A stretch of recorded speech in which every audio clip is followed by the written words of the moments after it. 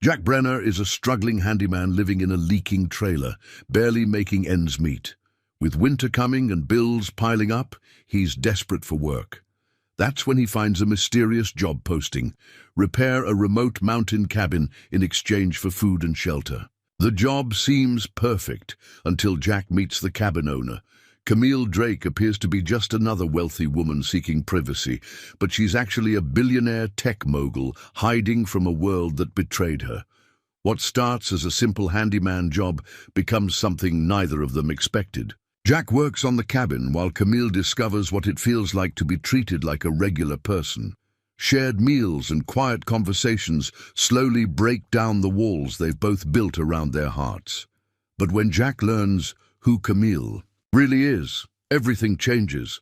She offers him a new life, but can a struggling handyman trust a woman whose world operates by completely different rules? What happens when two broken people find exactly what they need in each other? Before we jump back in, tell us where you're tuning in from. And if this story touches you, make sure you're subscribed, because tomorrow I've saved something extra special for you. The leather toolbox had belonged to his father, and before that, his grandfather. Jack Brenner ran his calloused fingers over the worn brass clasps, feeling the weight of 3 generations of honest work settling into his shoulders. The tools inside were old, but meticulously maintained, each chisel sharp, every screwdriver handle smooth from decades of use. His grandfather had built houses that still stood solid after 70 years. His father had crafted furniture that families passed down like heirlooms, and here was Jack, 34 years old, living in a rusted trailer that leaked every time the Pacific Northwest decided to remind him who was really in charge. The eviction notice lay crumpled on his makeshift kitchen table, a piece of paper that somehow weighed more than all his tools combined. 3 months behind on lot rent. The trailer park manager, Mrs. Kowalski, had been patient, more patient than he deserved, but patience didn't pay her bills any more than pride paid his. Jack stepped outside into the October morning, breathing in the sharp scent of pine and impending rain. The Cascade Mountains rose around him like ancient guardians, their peaks already dusted with the first snow of the season. Beautiful country, if you could afford to appreciate beauty when your stomach was empty and your propane tank was running. On fumes, his pickup truck sat in the gravel driveway, rust eating through the wheel wells like some slow-moving cancer. The engine had been making that grinding noise for 2 weeks now, a sound that probably meant another repair bill he couldn't afford. But the truck was his lifeline. Without it, he couldn't get to the few jobs that still came his way. The work had dried up gradually, then all at once. First, the housing development that was supposed to employ him through winter had lost its financing. Then the furniture restoration shop where he picked up part-time work had closed when the owner's wife got sick. One by one, the steady jobs disappeared until he was left scraping together day labor and odd jobs that barely covered groceries, let alone rent. He'd tried the bigger construction companies in Seattle, but they wanted younger men, faster workers, people who could swing a hammer for 12 hours without their backs seizing up. Jack was still strong, still skilled, but at 34 he was already aging out of a young man's game. The irony wasn't lost on him. The older he got, the better he became at his craft, and the less anyone seemed to want that craft. Sarah would have known what to do. His wife had possessed a practical wisdom that could untangle any problem, find opportunity in the darkest corners. She'd been gone 3 years now, cancer taking her with the same methodical persistence that rust was taking his truck. Some days, the grief still hit him like a sledgehammer to the chest, but mostly now, it was a dull ache that he carried like an old injury. The community center in town had a bulletin board where people posted odd jobs: lawns to be mowed, gutters to be cleaned, the kind of work that paid cash and asked no questions. Jack drove there every morning, hoping to find something that would keep him afloat another day. The ritual had become as familiar as brushing his teeth and about as pleasant. But this morning was different. Among the usual postings for pet sitting, And house cleaning was something that made him stop and read twice. Handyman needed for remote cabin repair.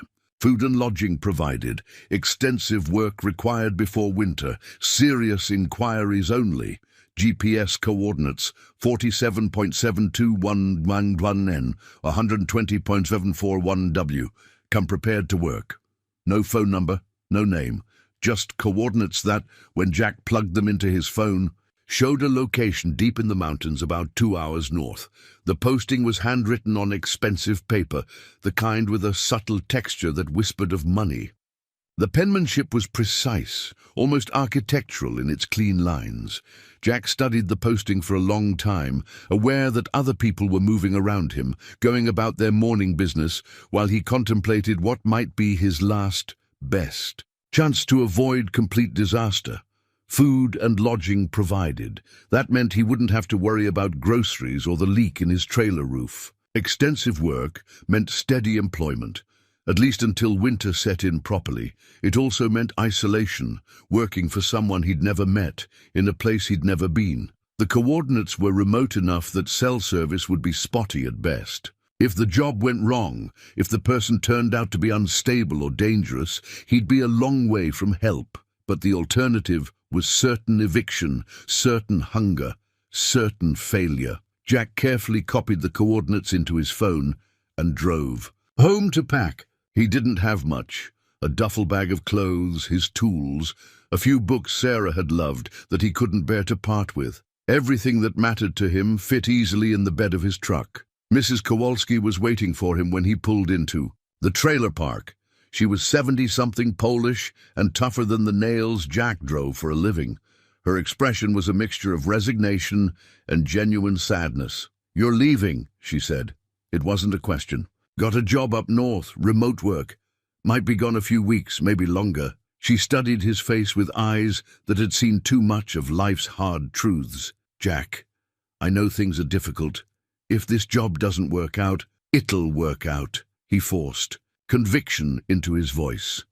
"And when I get back, I'll have your money." Mrs. Kowalski nodded slowly. They both knew she'd rent his space to someone else within a week, but neither of them said it aloud. Some truths were too sharp to speak. The drive north took him through country that grew progressively wilder and more remote. First the suburbs of Seattle, then small logging towns, then just forest and mountain roads that twisted like question marks through stands of Douglas fir and western red cedar. His truck's engine complained on the steeper grades, but it held. Together, carrying him deeper into country where the trees grew so thick they blocked out most of the sky.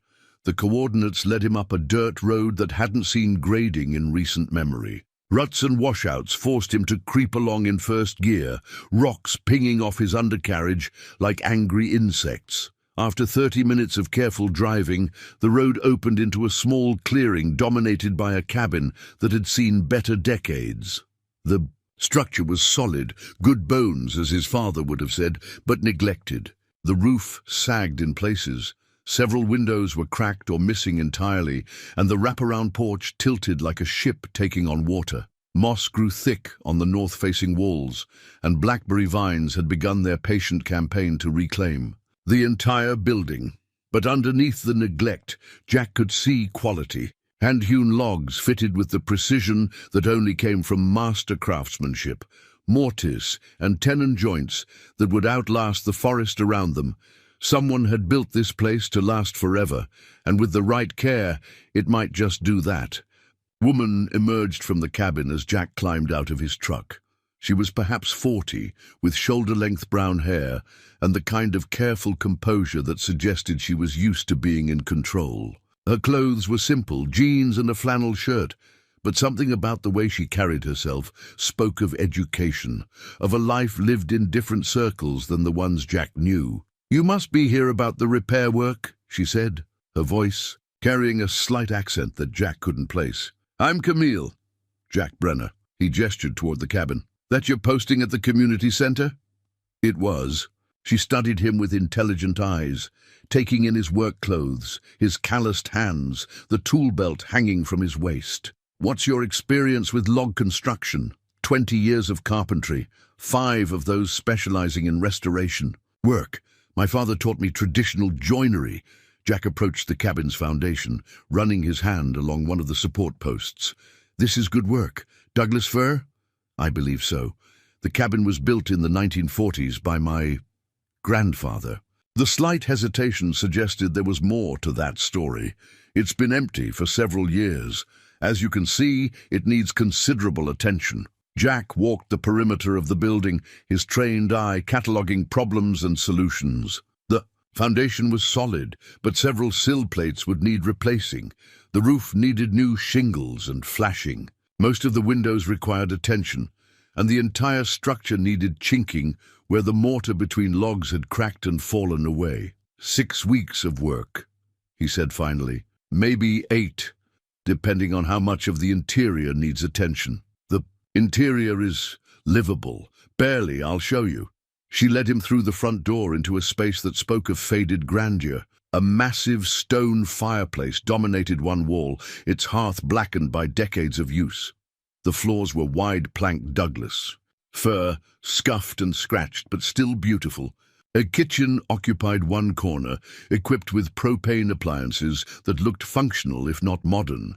There's running water from a well and a generator for electricity, Camille explained. The propane tank was filled last month. You're welcome to stay here while you work. What about payment? Jack asked the question carefully, aware that money talk could derail everything. Room and board while you're here, plus a fair wage for the work. We can discuss specific terms once you've had a chance to assess everything properly. It wasn't a direct answer, but something in her tone suggested that payment wouldn't be a problem, and room and board was what Jack needed most. A place to sleep and regular meals while he worked. I'll need to drive to town for supplies, he said. Of course, there's a hardware store in Clayellum, about an hour south. They should have most of what you need. Jack looked around the cabin again, imagining what it could become with the right attention. Someone had loved this place once. Someone had built it to shelter generations of their family. It deserved better than slow decay. When would you like me to start? Tomorrow morning. Camille's composure cracked slightly, revealing something that might have been relief. There's a bedroom upstairs that's clean and furnished. I'll be staying here as well, if that's acceptable. Your cabin, your rules. They spent the next hour going through the building room by room, Jack making notes about what needed attention while Camille provided what history she knew. The place had been in her family for 3 generations, she said, though she was vague about details. She'd inherited it recently and wanted to restore it before winter made the work impossible. As the afternoon wore on, Jack found himself studying his new employer as much as the building. There was something guarded about Camille, as if she were carefully controlling what she revealed. Her hands were soft, unmarked by manual labor, but she moved through the cabin with familiarity. She knew which floorboards creaked, which doors stuck, where the light switches were located. Most intriguingly, she seemed genuinely interested in his work. When he explained how he'd repair the damaged sill plates, she asked intelligent questions about technique and materials. When he described the proper way to chink between logs, she listened with the attention of someone who actually cared about the answers. By evening, they'd established a working arrangement that satisfied them both. Jack would focus on exterior repairs first, taking advantage of the dry weather while it lasted. Camille would handle food and supplies, giving Jack one less thing to worry about. They'd share the space respectfully, 2 adults making the best of an unusual situation. That night, Jack lay in the upstairs bedroom, listening to the wind move through the trees outside. The mattress was comfortable, the room warm, and for the first time in months, he wasn't worried about where his next meal would come from. Below him, he could hear Camille moving quietly through the cabin, settling in for the night. He thought about Sarah, wondering what she would make of this strange arrangement. She'd always been better at reading people than he was, able to sense hidden currents and unspoken motivations. There was definitely something Camille wasn't telling him. But everyone had secrets. As long as she paid him fairly and let him do good work, her private business could remain private. Outside, an owl called through the darkness, its voice carrying all the patient wisdom of the deep woods. Jack smiled and closed his eyes, already planning tomorrow's work in his mind. For the first time in a long time, he had reason to look forward to morning. Jack woke before dawn to the sound of rain drumming against the cabin windows. He lay still for a moment, orienting himself in the unfamiliar space, then smiled as he remembered where he was. A warm bed, a roof that didn't leak, and honest work waiting for him downstairs. It had been so long since he'd felt this particular brand of contentment that he'd almost forgotten what it was like. The smell of coffee drifted up from the kitchen, accompanied by the soft sounds of someone moving, carefully trying not to wake others. Jack dressed quickly and made his way downstairs, where he found Camille standing at the propane stove, tending a cast-iron skillet full of scrambled eggs. "Good morning," she said without turning around. "I hope you don't mind I'm an early riser? Makes two of us." Jack accepted the cup of coffee she offered, noting that it was good coffee, better than the instant stuff he'd been living on. "Rain's gonna make outdoor work interesting today. There's a covered workshop behind the cabin. Previous owner used it for woodworking, I think. You might be able to work on window frames out there, stay dry." Jack nodded, impressed again by her practical thinking. "You've given this some thought." "I've had time to think." She divided the eggs between two plates, adding toast that she'd somehow managed to make without a toaster. "I've been here alone for 2 weeks, watching this place fall apart a little. More each day." There was something wistful in her voice that made Jack study her more carefully. She moved through the kitchen with efficiency, but her clothes were expensive, the kind of casual wear that cost more than most people's work clothes. Her hands were soft, uncalloused, but she handled the cooking utensils with competence. "What brought you out here?" Jack asked, settling at the small kitchen table. "If you don't mind me asking." Camille hesitated, her back still turned to him. "Family obligations, and sometimes a person needs to get away from complications." It wasn't really an answer, but Jack recognized the tone of someone who didn't want to elaborate. He'd used that same careful deflection when people asked too many questions about Sarah, about how he'd ended up living in a trailer park despite his skills. They ate in comfortable silence, the rain providing a steady soundtrack against the windows. The eggs were perfectly seasoned, the toast golden brown. Jack couldn't remember the last time someone had cooked for him, and the simple pleasure of it caught him off guard. "I should warn you," Camille said as they finished eating. "My phone doesn't work up here. Yours probably won't either. If there's anyone you need to check in with, no one waiting to hear from me." The words came out more bitter than Jack intended. He softened his tone. "What about you? People will wonder where you are." Something flickered across Camille's face. Fear, maybe, or guilt. "I left word that I'd be away for a while. Sometimes the best way to handle complications is to step away from them completely." She stood abruptly and began clearing the dishes, her movements sharp and efficient. Jack sensed he'd touched on something painful, so he let the subject drop and headed outside to examine the workshop she'd mentioned. The rain had settled into the steady, determined pattern that could last for days in this part of the world. Jack pulled up his jacket collar and jogged across the muddy yard to a small building that stood partially hidden behind a screen of fir trees. The workshop was better than he'd dared hope. Someone had invested serious money in this space. A proper workbench, good lighting, even a small wood stove for heat. Tools hung neatly on pegboard walls, and though they were old, they'd been maintained with obvious care. A table saw dominated. One corner, its surface covered but clearly functional. Jack spent the morning taking inventory and planning his approach to the work. The window frames could indeed be repaired inside, away from the weather. He could cut new trim pieces on the table saw, work on the more delicate joinery in comfort. It would actually be more efficient than working outside. Around noon, Camille appeared in the workshop doorway carrying a thermos and 2 cups. "Thought you might want something warm," she said, stepping carefully around the tools Jack had laid out. "Appreciated."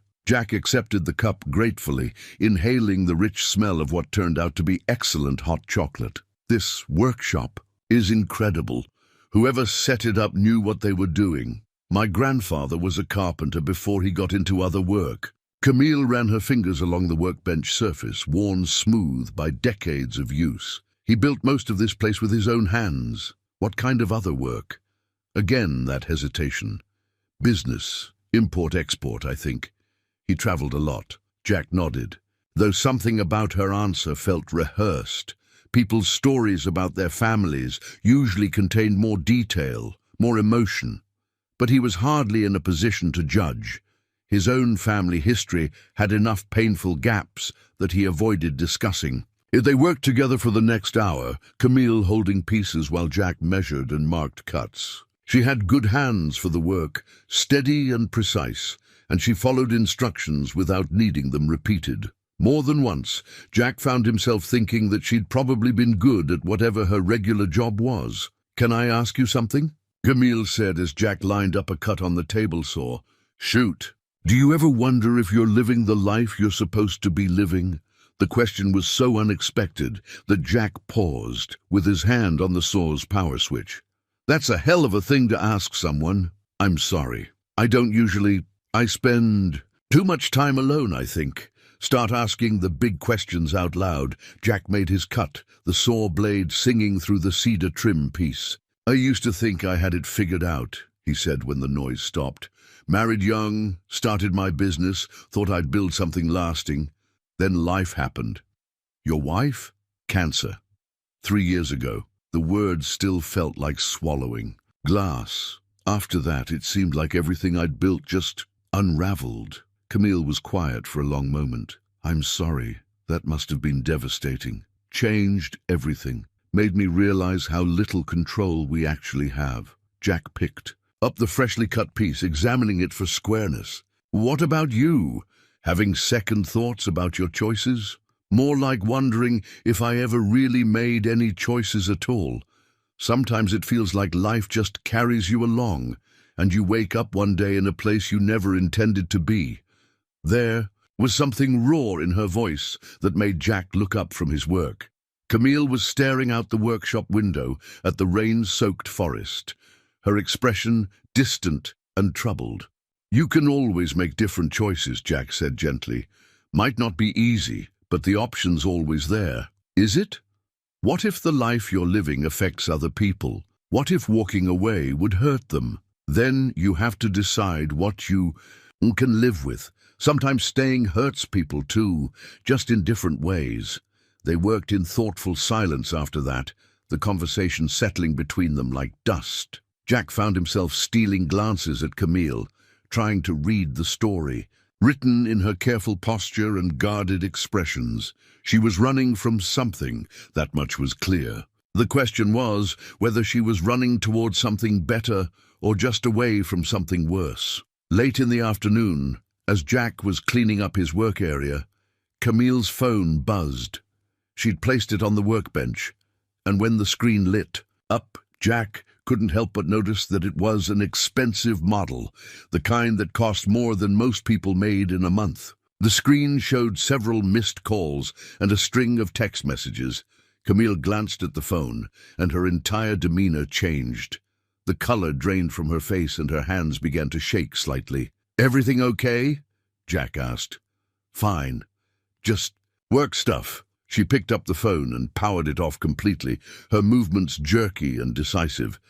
"I told you, sometimes you have to step away from complications." But she didn't look fine. She looked like someone who'd just received very bad news or been reminded of something she'd been trying to forget. Jack wanted to ask more questions, but something in her expression warned him off. That evening, they shared dinner in a silence that felt different from the comfortable quiet of the morning. Camille cooked another excellent meal, pasta with a sauce that tasted homemade, bread that definitely hadn't come from a store, but she barely touched her own food, instead pushing it around her plate while staring into the fire Jack had built in the stone fireplace. "Camille," Jack said finally, "I don't know what kind of trouble you're dealing with, but if there's anything I can do to help..." She looked up sharply, and for a moment Jack saw something vulnerable and frightened in her eyes, before she shuttered them again. "You're helping more than you know," she said quietly. "Just by being here, treating me like a normal person. I haven't had that in a long time." "What do you mean, normal person?" "Someone who doesn't want anything from me. Someone who isn't trying to use me or manipulate me or convince me to do things I don't want to do." She managed a small smile. "Someone who judges me by whether I can hold a board steady while you cut it, not by other things." Jack wanted to ask what other things, but Camille had already turned back to the fire, effectively ending the conversation. He studied her profile in the flickering light, noting the tension in her shoulders, the way she held herself like someone expecting an attack. Whatever complications she was running from, they were serious. And despite her claims about wanting to be treated normally, nothing about Camille struck Jack as normal. The expensive clothes disguised as casual wear, the perfect cooking skills, the way she sometimes spoke as if she were used to giving orders rather than taking them, it all added up to someone playing a role, pretending to be something she wasn't. But then again, wasn't everyone pretending to some degree? Jack was certainly presenting himself as a competent handyman with his life together, when the truth was that he was one bad week away from sleeping in his truck. Everyone had masks they wore, stories they told themselves, and others to make sense of their circumstances. As they prepared for bed, Camille paused at the bottom of the stairs. "Jack, thank you for not pushing, for not asking too many questions, for just letting me be whoever I am right now. We all deserve that courtesy." Jack replied, "Whatever brought you here, it's your business. I'm just grateful for the work." But as he lay in bed that night, listening to the rain continue its assault on the cabin roof, Jack found himself wondering what kind of life someone had to be living to consider hiding in a remote mountain cabin a refuge. And why, despite all the warning signs that Camille was trouble he couldn't afford, he found himself hoping she'd stay long enough for him to find out. The photograph was old, its edges softened by handling and time. Jack glimpsed it when Camille's wallet fell open as she reached for her coffee cup the next morning. A family of 4 stood in front of a modest house, a man in work clothes, a woman in a simple dress, and 2 young girls squinting against bright sunlight. One of the girls had Camille's eyes. "Sorry," Camille said quickly, snapping the wallet shut. But not before Jack noticed that everything else inside looked expensive. Credit cards with metallic finishes, what appeared to be a driver's license from California. "Family?" Jack asked, keeping his tone casual as he sipped his coffee. "My parents and sister, a long time ago." Camille's voice carried a weight that suggested the distance was measured in more than just years. "Before things got complicated." Jack nodded and let the subject drop. But the photograph stayed with him as he worked that morning. The house in the picture had looked like the kind of place where people worked hard for everything they had. Not unlike the neighborhood where Jack had grown up. It didn't match the expensive phone, the quality of Camille's clothes, or the way she sometimes spoke as if she were used to people following her instructions.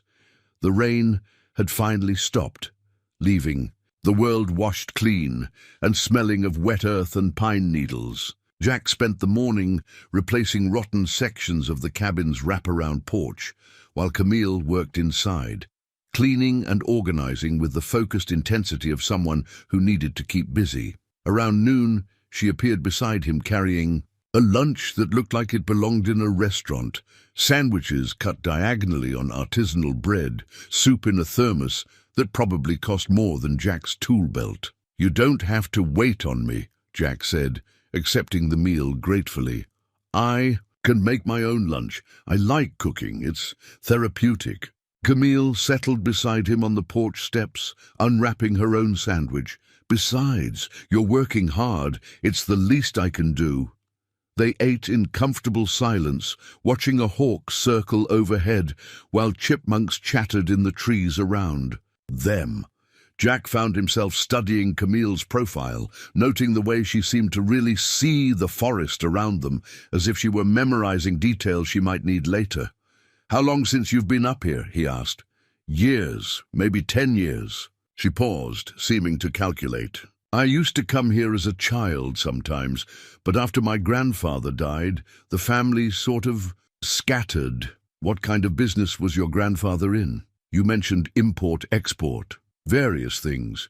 He was the kind of man who saw opportunities, where other people saw problems. Camille's smile was fond but distant. He always said the secret to success was understanding what people really needed, not just what they thought they wanted. Sounds like a wise man?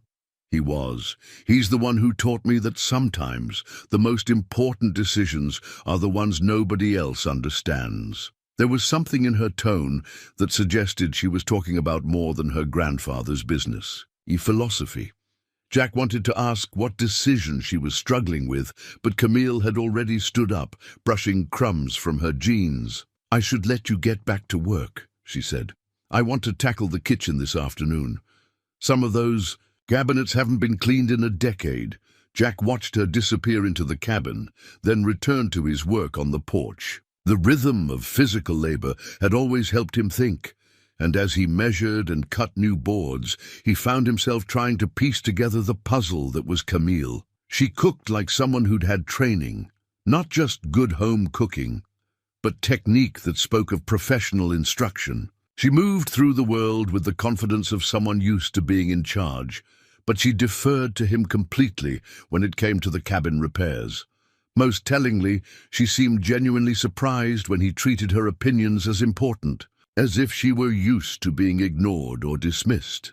The afternoon passed quickly, Jack lost in the satisfaction of good work. He was replacing the last section of damaged porch railing when he heard voices from inside the cabin, Camille's voice and a man's voice he didn't recognize. Jack set down his tools and moved quietly toward the front door, not wanting to eavesdrop, but concerned for Camille's safety.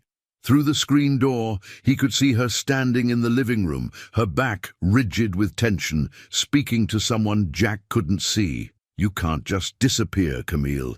People are starting to ask questions. Let them ask. I told you I needed time. Time for what? To play house in the wilderness? This isn't like you. Maybe that's the point. Camille's voice was sharp with anger. Maybe I'm tired of being like me. Jack heard footsteps moving toward the door and quickly returned to his work, pretending to be absorbed in measuring a board. A moment later, a man in an expensive suit emerged from the cabin, his face set in frustration. He was younger than Jack, maybe early 30s, with the kind of aggressive handsomeness that belonged in boardrooms and country clubs. The man stopped when he saw Jack, his expression shifting to something calculating and dismissive. You must be the handyman. That's right. Jack straightened, meeting the man's gaze steadily. Something I can help you with? Just leaving. The man's smile was cold. Take care of yourself up here. These mountains can be dangerous for people who don't belong. He walked to a black SUV that Jack hadn't heard arrive, its engine so quiet it might as well have been electric.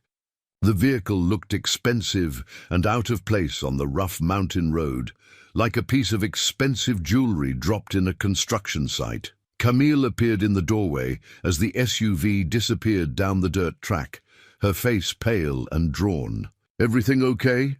Jack asked. Fine, just business. She wrapped her arms around herself despite the warm afternoon. Someone who doesn't understand the concept of taking time off seemed pretty insistent. Some people think they own other people's time. Camille's laugh was bitter. They're usually wrong.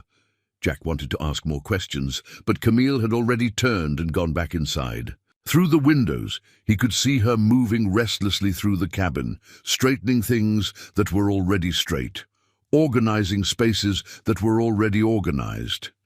That evening, she cooked dinner with the same focused intensity she'd shown. All day, preparing what was easily the best meal Jack had eaten in months. Herb-crusted salmon, roasted vegetables that actually tasted like vegetables, bread that was somehow both crispy and soft. It was the kind of food that belonged in expensive restaurants, not rustic mountain cabins. Where did you learn to cook like this? Jack asked as they settled by the fireplace after dinner, My mother, initially, then professional training. Camille stared into the flames. I used to think cooking was a waste of time, something other people did while I focused on more important things. Turns out I had that backwards. What kind of more important things? The kind that seemed important at the time, but don't matter at all when you're lying awake at 3 in the morning wondering how you became someone you don't recognize. Jack studied her profile in the firelight, noting the sadness that seemed to settle around her like a familiar coat. Want to talk about it? Not really. But thank you for asking. She turned to look at him, and her smile was genuine, despite the sadness in her eyes. It's been a long time since someone asked what I wanted to talk about, instead of telling me what I needed to hear. What's the difference? Control. When someone asks what you want to talk about, they're giving you the choice. When they tell you what you need to hear, they're taking it away. Jack nodded, understanding more than she probably realized. Sarah used to say that the most generous thing you could give someone was the space to be themselves without judgment. She sounds like she was a wise woman. She was. Probably too good for me, if I'm being honest. I doubt that. Camille's voice was soft. You're one of the kindest men I've ever met, Jack. The way you've treated me these past few days, like I'm just a person instead of whatever people usually see when they look at me. What do people usually see? Camille was quiet for so long that Jack thought she wasn't going to answer. When she finally spoke, her voice was barely above a whisper. An opportunity. A problem to be solved. An asset to be managed. She looked at him directly. You see someone who might be worth knowing. That's rarer than you might think. They sat in comfortable silence after that, watching the fire burn down to glowing coals. Jack found himself thinking about the man in the expensive suit, about the way he'd looked at Jack like he was an obstacle to be removed, about the fear he'd seen in Camille's eyes, and the way she seemed to be hiding from something much larger than personal problems. When they finally said goodnight and headed upstairs, Camille paused at her bedroom door. Jack, that man who came. By today, if he comes back or if anyone else shows up asking about me, I'd appreciate it if you didn't tell them anything. What kind of anything? Anything at all, please. The fear in her voice was real, and it made something protective stir in Jack's chest. Whatever Camille was running from, it was serious enough to make her afraid of discovery. Your business is your business, he said. Far as I'm concerned, you're just someone who hired me to fix her cabin. The relief that crossed her face was so profound that Jack realized she'd been genuinely afraid he might refuse. What kind of life had she been living that a simple promise of discretion felt like a major victory? Thank you, she whispered. You have no idea what that means to me. But as Jack lay in bed that night, he wondered if he was getting himself into something more complicated than he could handle. Camille was clearly more than she appeared to be, and people in expensive suits didn't drive hours into the mountains to discuss ordinary business matters. Still, when he thought about the photograph in her wallet, the young girl with Camille's eyes standing in front of a modest house, he found himself hoping that whatever complications surrounded her now, she'd find her way back to something that's simple and real. Jack still wore his wedding ring. 3 years after Sarah's death, the thin gold band remained on his left hand, a talisman against a world that had proven itself capable of taking away everything that mattered. He'd thought about removing it countless times, but something always stopped him. Superstition, maybe, or the fear that taking it off would be admitting that the best part of his life was truly over. He was thinking about the ring as he worked, on the cabin's window frames, sanding away years of weather damage, while Camille organized the kitchen cabinets with the methodical precision of someone who needed to keep her hands busy. They'd fallen into an easy rhythm over the past few days, working in parallel while maintaining the comfortable distance of two people who respected each other's need for space. But something had shifted after the visit from the man in the expensive suit. Camille seemed more present somehow, more invested in their daily interactions. She asked more questions about his work. shared more details about the cabin's history, and seemed genuinely interested in learning basic repair techniques. "Show me how to do that," she said, appearing beside him as he worked on a particularly stubborn window sash that had swollen with moisture over the years. "It's not complicated, but it takes patience." Jack handed her a piece of sandpaper. "You have to work with the wood's grain, not against it. Like this." He guided her hands, showing her the proper angle and pressure. Her skin was soft but not helpless.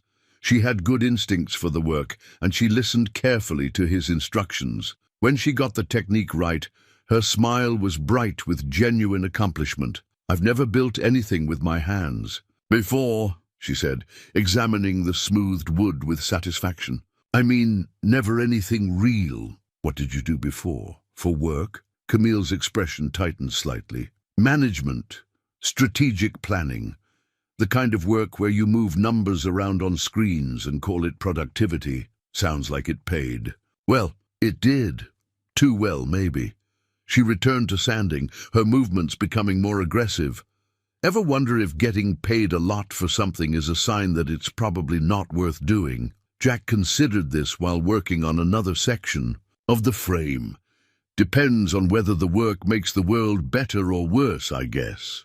And if you can't tell the difference, then maybe it's time to find different work." They worked in comfortable silence after that, the rhythm of sanding providing a meditative backdrop to Jack's thoughts. He found himself stealing glances at Camille, noting the way she bit her lower lip when concentrating, the small sound of satisfaction she made when she got the technique just right. Around midday, Jack's back began to seize up, an old injury from his construction days that flared up when he spent too long bent over detailed work. He straightened with a grimace, pressing his hand to the spot just above his left hip where the muscles had locked into a knot. "You okay?" Camille was at his side immediately, her face creased with concern. "Just an old injury. Happens sometimes. When I overdo it." Jack tried to stretch, but the movement sent a sharp spike of pain down his leg. "I'll be fine in a minute." "Sit down." It wasn't a request. Camille guided him to a chair in the kitchen, then disappeared upstairs. She returned a moment later with a small bottle of what looked like expensive massage oil and a heating pad that must have come from her car. "I'm not an invalid," Jack protested, but Camille was already plugging in the heating pad. "No, but you're hurt, and I know something about muscle injuries." She warmed some of the oil between her palms. "May I?" Jack hesitated. It had been years since anyone had touched him with care, since anyone had offered comfort instead of just sympathy. The intimacy of it felt both wonderful and terrifying. "It's just a muscle spasm," Camille said gently, reading his hesitation. "I'm not trying to seduce you, though if I were, I'd probably choose a more romantic setting than a half-renovated kitchen." Despite the pain, Jack laughed. "Okay, but if you make it worse, then you can fire me from my job as your unpaid assistant." Camille's hands were strong and sure as she worked on the knotted muscles, finding the source of the problem with the precision of someone who'd had professional training. The oil smelled of eucalyptus and something else Jack couldn't identify. Something that reminded him of expensive spas he'd never visited. "Where did you learn to do this?" he asked, trying to ignore how good her hands felt on his skin. "Physical therapy training. I had some issues with stress-related injuries a few years ago. Learned massage techniques as part of my recovery." "What kind of stress causes injuries?" Camille's hands paused for a moment.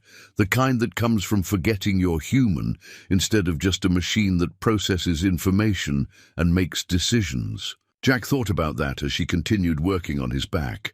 The knot was beginning to loosen, the sharp pain fading to a dull ache. But more than the physical relief, he was struck by the gentleness of her touch, the careful attention she paid. "To his comfort. Better?" she asked after several minutes. "Much, thank you." Jack turned to face her, suddenly very aware of how close they were sitting, how her eyes seemed to catch and hold the afternoon light streaming through the kitchen window. "Jack," Camille said softly, and something in her voice made his breath catch. For a moment, The air between them felt charged with possibility. Jack could see his own feelings reflected in her expression. The growing attraction, the careful hope, the fear of moving too fast or assuming too much. He leaned slightly toward her, and she didn't pull away. Then Camille's phone buzzed from where she'd left it on the counter, and the spell broke. She jerked back as if she'd been burned, her face flushing with what might have been embarrassment. Or panic. "I should check that," she said, though she made no move toward the phone. "Camille, this is complicated, Jack." She stood abruptly, putting distance between them. "More complicated than you know. Most good things are complicated. Not like this." She finally looked at her phone, and whatever she saw there made her face go pale. "I need to make a call. Would you mind giving me some privacy?" Jack nodded, though he was reluctant to leave. Something about Camille's expression reminded him of a trapped animal looking for an escape route. He spent the next hour working outside, replacing damaged shingles on the cabin's south-facing slope, while trying not to think about the way Camille's hands had felt on his skin, or the moment when she'd looked at him like he might be worth the risk of letting someone close. Through the cabin windows, he could hear her voice, though not her words. The conversation went on for a long time, and her tone grew increasingly sharp and frustrated. Once, he heard what sounded like crying, though when he glanced through the window, Camille had her back turned to him. When she finally emerged from the cabin, her composure was firmly back in place, but Jack could see the strain around her eyes. "Everything okay? Just work issues. Nothing I can't handle." But her voice lacked conviction, and she kept glancing at her phone as if expecting it to ring again. They worked together for the rest of the afternoon, but the easy intimacy from earlier was gone, replaced by a careful politeness that felt like armor. Camille answered his questions about the cabin's history, but she volunteered nothing about herself, and she avoided meeting his eyes directly. That evening, she cooked dinner with the same skill as always, but she barely touched her own food. Jack wanted to ask what was wrong, wanted to push past her careful barriers and find out what had frightened her so badly. But he also remembered what she'd said about people who told her what she needed to hear, instead of asking what she wanted to talk about. "The work's going well," he said instead, keeping his tone neutral. "Another week and I should have most of the exterior repairs finished. And then, interior work, if you want it done. Some of the floorboards need attention, and the upstairs bathroom could use updating. How long would that take?"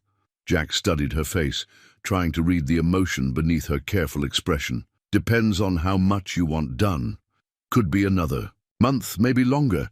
Something flickered in Camille's eyes. Relief, maybe, or hope. "I'd like that. The interior work, I mean.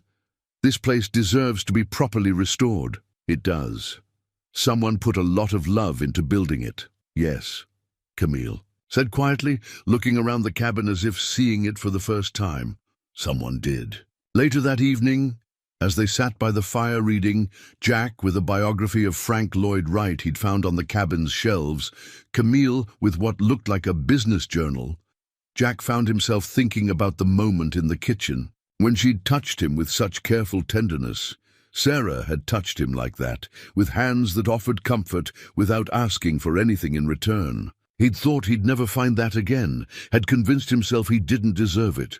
But this afternoon, for just a few minutes, he'd felt like someone worth caring for. The problem was that Camille was clearly fighting her own battles, dealing with complications that went far beyond a simple desire for solitude. Whatever had happened during that phone call had shaken her badly, and Jack could see her withdrawing into herself, like a turtle pulling back into its shell. When they said good night and headed upstairs, Camille paused at her bedroom door.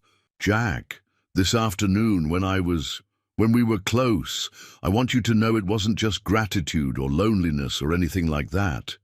I know, I care about you, more than I should, considering..." "Considering what?" But Camille just shook her head. "Get some sleep. Tomorrow's supposed to be clear. Good weather for working on the roof." Jack lay awake for a long time that night, listening to the sounds of the forest and thinking about the careful way Camille had said she cared about him more than she should. What kind of life was she living that caring for someone felt like? A luxury she couldn't afford.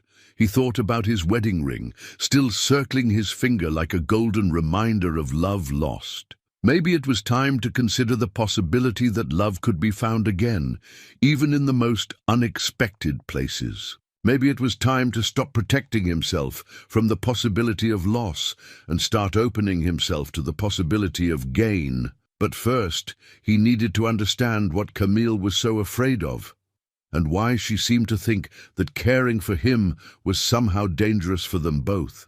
The magazine had been used as kindling, its glossy pages crumpled and stuffed beneath the logs in the fireplace. Jack might never have noticed it if he hadn't needed to rebuild the fire that morning while Camille slept in. As he arranged the wood, a familiar face caught his eye from among the twisted pages, a professional headshot of a woman who looked remarkably like Camille, but dressed in an expensive suit, with her hair styled in a way that spoke of corporate boardrooms and power. Lunches?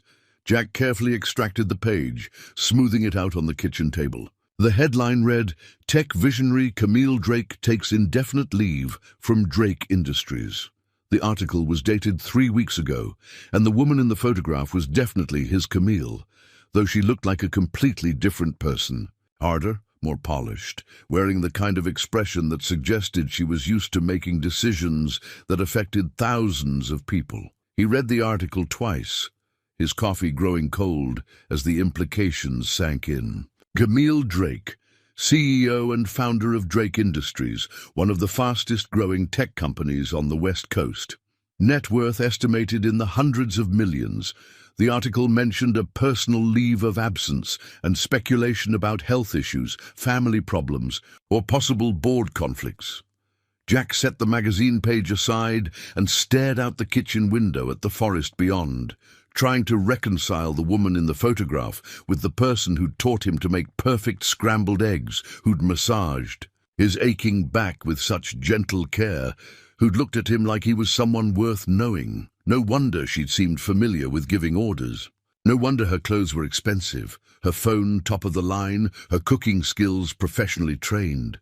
No wonder someone had driven hours into the mountains to argue with her about disappearing. The question was, what did it mean for him? Jack was still mulling this over when Camille appeared in the kitchen, her hair tousled from sleep, wearing jeans and a sweater that probably cost more than Jack made in a month. "Morning," she said, moving toward the coffee maker with the efficiency of someone who couldn't function without caffeine. "You're up early." "Couldn't sleep." Jack watched her face carefully. "Had some interesting reading material." He slid the magazine page across the table. Camille glanced at it, and every trace of color drained from her face. "Where did you find this?" "Fireplace. Someone was using it for kindling." Camille sank into the chair across from him, staring at her own image, as if she were looking at a stranger. "I suppose this changes things." "Does it? Doesn't it?" She looked up at him, and Jack could see fear in her eyes. "Now you know who I really am." "Do I?" "Because the woman in this picture looks like someone I've never met." "That's because you haven't. That woman is everything I'm trying to get away from." Jack studied the photograph again, noting the cold confidence in Camille's expression, the way she held herself like someone who'd never doubted her right to be in charge. "Tell me about her," he said quietly. Camille was silent for a long time, her fingers tracing the edge of the magazine page. When she finally spoke, her voice was barely above a whisper. "She's ambitious, brilliant probably, absolutely ruthless. When she needs to be. She built a company from nothing and turned it into something worth billions." Camille's laugh was bitter. "She's also completely miserable and hasn't had a genuine human connection in years." "What happened to her?" "Success, I suppose. The kind that eats everything else in your life until there's nothing left but work and wealth and the constant pressure to achieve more." Camille looked out the window at the forest. "Do you know what it's like to have everything you thought you wanted and realize it's not enough? To be surrounded by people who need things from you, but don't actually see you as a person. Jack thought about his own struggles, about the months of watching his savings disappear and his prospects dwindle. I know what it's like to have nothing, and think that more would solve everything. Maybe that's why this works. Camille gestured between them. You don't need anything from me except honest work and fair payment. You see Camille the person, not Camille the CEO. Is that who you want to be? Just Camille the person? I don't know anymore. I've been playing the CEO role for so long that I'm not sure where the performance ends and the real person begins. Jack reached across the table and covered her hand with his. The woman who taught me to make breakfast, who learned to sand wood just because she was curious, that's real. The woman who took care of my back when it was hurting, who listens when I talk about Sarah, that's real too. Camille turned her hand over, lacing her fingers through his. What if the rest of it is too complicated? What if being with me means dealing with reporters and lawyers and board meetings and people who think they have a right to an opinion about your life? What if it doesn't? Jack, you don't understand. There are probably private investigators looking for me right now. My company is worth billions of dollars, and I can't just walk away without consequences.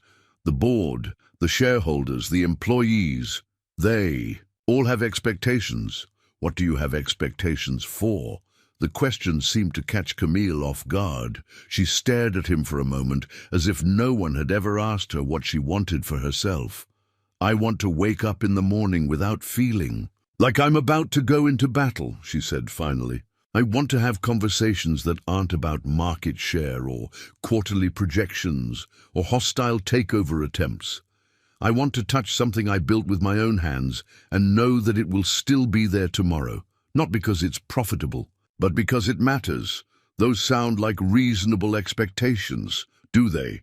Because I'm starting to think they're incompatible with the life I've built. Before Jack could respond, they heard the sound of vehicles approaching on the dirt road. Through the kitchen window, they could see two black SUVs making their careful way up the rutted track, moving with the determined precision of people who had business to conduct. Camille's hand tightened on Jack's. They found me. Who? My life. She stood abruptly, moving away from the window. The part I was trying to leave behind. The vehicle stopped in the clearing beside Jack's truck, and 4 people emerged. 2 men in expensive suits, a woman who looked like she could be a lawyer, and another woman who carried herself with the authority of someone used to being in charge. They surveyed the cabin and its surroundings with the critical eye of people evaluating an investment property. Ms. Drake?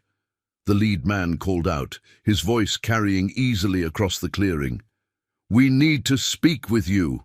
Camille closed her eyes, her shoulders sagging with defeat. I have to deal with this. You don't have to deal with anything, Jack said, standing beside her. This is private property. You can tell them to leave. It's not that simple. These people, they represent obligations I can't just ignore. What kind of obligations? The kind that come with being responsible for 10,000 jobs and billions of dollars in shareholder value. Camille straightened, and Jack could see her putting on armor, transforming back into the woman from the magazine photograph. The kind that don't care about personal happiness or individual choice. She moved toward the door, but Jack caught her arm gently. You don't have to be that person here. You don't have to be that person with me. I know. That's what makes this so hard. Camille opened the door and stepped onto the porch, Jack following close behind. The 4 visitors approached with the synchronized movement of people who'd worked together before, their expressions professional and impatient. Ms. Drake, the lead man said. I'm David Torino, legal counsel for Drake Industries. We've been trying to reach you for over a week. I'm on personal leave, David. I thought I made that clear. The board is concerned about your extended absence. There are decisions that require your approval, contracts that need your signature. Then the board can make those decisions themselves. That's what I pay them for. The woman who looked like a lawyer stepped forward. Ms. Drake, with respect, your personal leave is creating significant liability issues for the company. The stock price has dropped 12% since news of your absence became public. Jack watched this exchange with growing understanding. These people weren't just employees. They were predators, circling wounded prey, using corporate responsibility as a weapon to force Camille back into a role she was desperately trying to escape. "Camille," he said quietly, "you don't owe them an explanation." All four visitors turned to look at Jack as if they'd just noticed his existence. Their expressions ranged from dismissive to openly hostile. "And you are?" Torino asked, his tone suggesting that whatever Jack was, it wasn't important. Someone who thinks people have a right to privacy on their own property. "This is a private conversation," the lawyer said sharply. "Perhaps you could give us some space." "This is my job site," Jack replied evenly. "I'm not going anywhere." He saw something flicker in Camille's eyes. Gratitude, maybe, or surprise, that someone was willing to stand up to these people on her behalf. She straightened slightly, some of her corporate armor falling away. "Mr. Brenner is right," she said. "This is private property, and I'm under no obligation to discuss company business here." "Ms. Drake," Torino's voice took on a threatening edge, "I don't think you understand the seriousness of the situation. There are rumors of a hostile takeover attempt, questions about your mental health, speculation that you might be involved in some kind of scandal. Your continued absence is only feeding those rumors. Then perhaps the company should have better crisis management. The company needs its CEO. The company needs leadership. It doesn't necessarily need me." The silence that followed this statement was loaded with implications. Jack could see the visitors exchanging glances, recalculating their approach. "We'll be staying at the lodge in Cleolum," Torino said finally. "We'll expect to hear from you within 24 hours. This situation cannot continue indefinitely." They returned to their vehicles and drove away, leaving Camille and Jack standing on the porch in the sudden quiet of the forest. "That went well," Camille said dryly. "They can't force you to go back, can't they? You heard them? 10,000. Jobs, shareholder value, fiduciary responsibility. When you build something that big, it stops belonging to just you." Jack thought about his father's toolbox, about the generations of craftsmen who'd built things meant to last. Maybe the question isn't whether you can walk away. Maybe it's whether walking away is the same thing as running away. Camille looked at him sharply. "What's the difference? When you're walking away, you're moving towards something better. When you're running away, you're just trying to escape something worse. And which one am I doing?" Jack looked at her. Really looked at her, seeing both the frightened woman who'd been hiding in the mountains and the powerful executive who'd built an empire from nothing. "I think," he said carefully, "that you're trying to figure out who you want to be when you grow up, even though you're already grown up, despite everything." Camille smiled. "That might be the most insightful thing anyone said to me in years." "What do you want to do?" "I want to finish fixing this cabin with you. I want to learn how to build something that lasts. And I want to figure out if there's a way to be both successful and happy, instead of having to choose one or the other." "Those sound like good goals, do they? Because right now they feel impossible."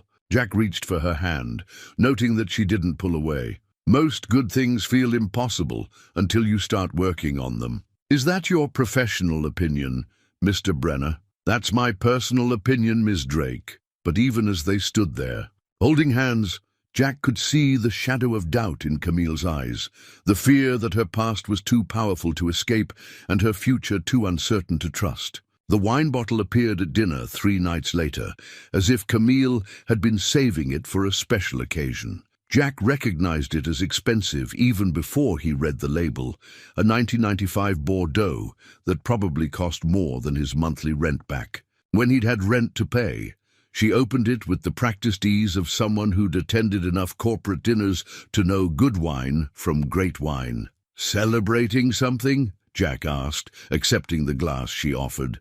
"Surviving something." Camille raised her glass in a mock toast. 3 days without my phone ringing, without lawyers appearing at the door, without anyone telling me what I'm supposed to do with my life. Jack tasted the wine, which was indeed extraordinary, rich and complex in a way that made him understand why people paid fortunes for bottles like this. Where does someone learn about wine like this? Client dinners, board meetings, the kind of social obligations that come with running a company. Camille settled across from him at the small kitchen table, which she'd set with actual cloth napkins and candles. I used to think it was sophisticated. Now I realize it was just expensive. What's the difference? Sophistication is about appreciation. Expense is about exclusion. She gestured around the simple cabin kitchen. This meal, fish we caught ourselves, vegetables from the garden we're restoring, wine we're sharing because we want to, not because we have to. This is sophisticated. Jack looked at the dinner she'd prepared. They'd spent the afternoon fishing in the lake below the cabin, and Camille had surprised him by knowing how to clean and prepare the trout they'd caught. The vegetables had indeed come from the overgrown garden behind the cabin, which they'd been slowly reclaiming from the blackberry vines and weeds. "You're full of surprises," he said. "Good surprises or bad surprises?" "Good ones. Mostly." Jack paused, then decided to ask the question that had been nagging at him. "Camille, can I ask you something directly?" "Always." "What are you afraid of?" She was quiet for a long time, swirling the wine in her glass while she considered his question. Outside, the evening light was fading, and the first stars were becoming visible through the kitchen window. "I'm afraid that if I go back to my old life, I'll lose myself completely," she said finally. "But I'm also afraid that if I don't go back, I'll be responsible for destroying something that a lot of people depend on. And what about what you depend on?" "That's just it. I don't know what I depend on anymore. For so long, my identity was tied up in being successful, being in control, being the person who had all the answers. Take that away, and I'm not sure who I am." Jack studied her face in the candlelight, noting the vulnerability she was allowing him to see. "Who do you want to be? Someone who builds things instead of just managing them. Someone who has time for conversations that matter. Someone who—" She trailed off, looking directly at him. "Someone who can care about another person without calculating the strategic implications." The air between them suddenly felt charged with possibility. Jack reached across the table and took her hand, noting how naturally their fingers intertwined. "You don't have to calculate anything with me," he said quietly. "Don't I? Jack, you have no idea what my world is like. There are reporters who would pay 6 figures for photographs of us together. There are competitors who would use our relationship to attack my credibility. There are board members who would argue that my personal life makes me unfit for leadership. So, what? Let them argue. It's not that simple. When you're in my position, your personal life becomes everyone else's business. Privacy becomes a luxury you can't afford." Jack thought about this while he sipped his wine. "What if you changed your position?" "You mean quit?" "I mean choose. Choose what matters most to you and build your life around that instead of trying to fit your life into a position someone else created." Camille laughed, but there was no humor in it. "You make it sound easy." "I didn't say it would be easy. I said it would be a choice." They finished dinner in thoughtful silence, the weight of unspoken possibilities settling between them like evening fog. When Camille suggested they take their wine outside to watch the stars, Jack followed her onto the porch they'd been steadily repairing over the past weeks. The night was clear and cold, the kind of mountain evening that made the stars look close, enough to touch. They settled into the wooden chairs Jack had restored, sharing a blanket and the comfortable silence of 2 people who'd learned to appreciate each other's company. "Jack," Camille said softly, "I need to tell you something." "Okay, I'm falling in love with you." The words hung in the night air between them, simple and profound. Jack felt his heart skip, then begin beating faster. "That scares you," he said. "Terrifies me, because I don't know how to love someone without destroying them. Everyone who gets close to me becomes a target, a weakness that can be exploited. I don't want that to happen to you. Jack turned in his chair to face her fully. What if I'm willing to take that risk? You don't understand what you're risking. Then explain it to me. Camille was quiet for a long moment, her face pale in the starlight. There are people who would see our relationship as an opportunity to manipulate me, others who would see it as evidence that I'm not committed to my company, and some who would see it as a way to get to information or influence that could be worth millions. And what do you see it as? The first honest thing I've felt in years. Jack reached for her hand, pulling her closer until they were sharing the same chair, her body warm against his in the cold night air. Camille, I can't promise that I understand your world or that I'll always know how to handle the complications that come with it. But I can promise that what I feel for you has nothing to do with your money or your company or your position. What does it have to do with? The way you listen when I talk about Sarah. The way you learned to sand wood just because you were curious. The way you take care of me when I'm hurt. And the way you let me take care of you. Jack paused, gathering courage. I'm falling in love with you too. Camille turned to look at him, her eyes bright with unshed tears. Jack, I've never had anyone say they loved me without wanting something in return.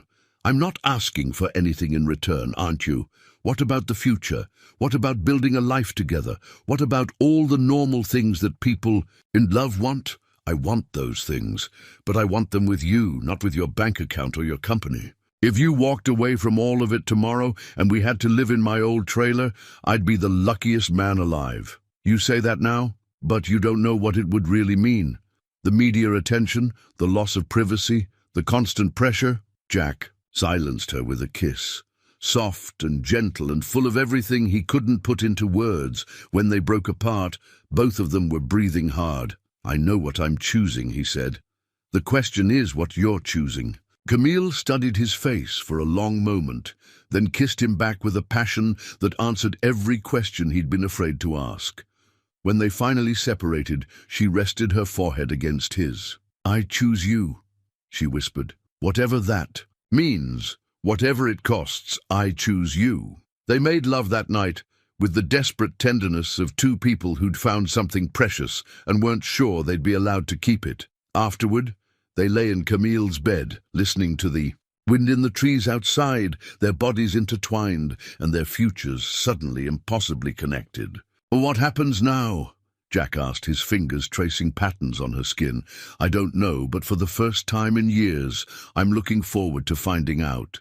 They talked until dawn, sharing stories about their pasts, their fears, their dreams for a future that felt both impossible and inevitable. Camille told him about the loneliness of success, about board meetings where she was the only woman, about the pressure of making decisions that affected thousands of lives. Jack told her about the months after Sarah's death, about the slow dissolution of everything he'd thought he could count on, about the fear that he'd never again be someone worth loving. As the sun rose over the mountains, painting the sky in shades of pink and gold, they made plans that felt like promises.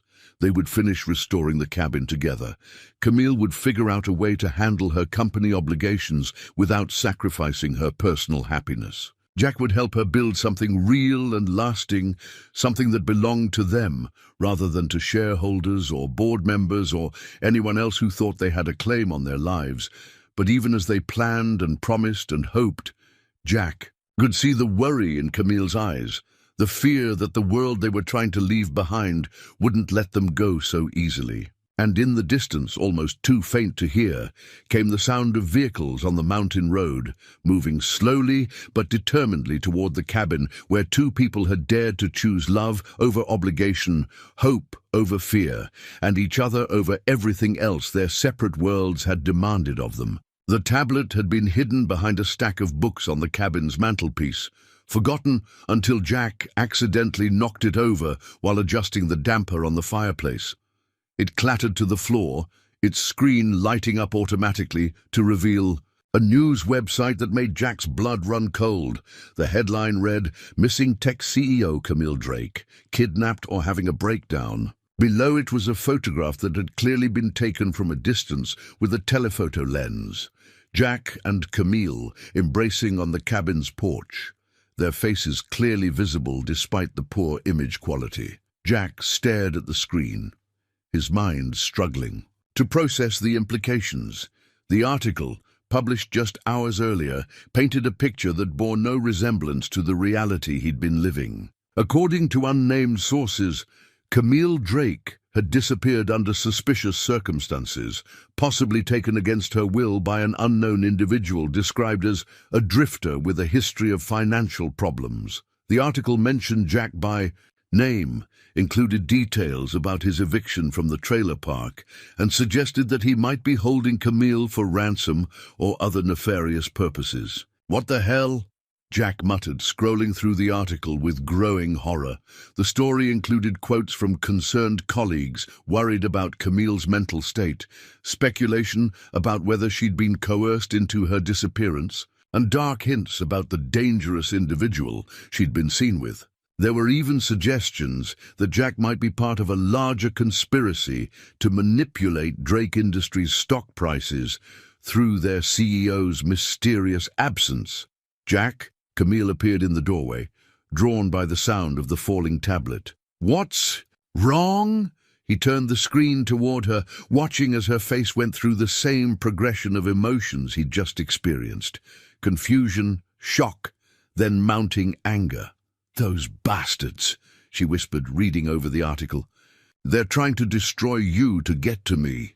"Who's they?" "My board, my competitors, anyone who benefits from making me look unstable or incompetent." Camille sank onto the couch beside him, her hands shaking as she scrolled through the comments section, which was filled with speculation and condemnation.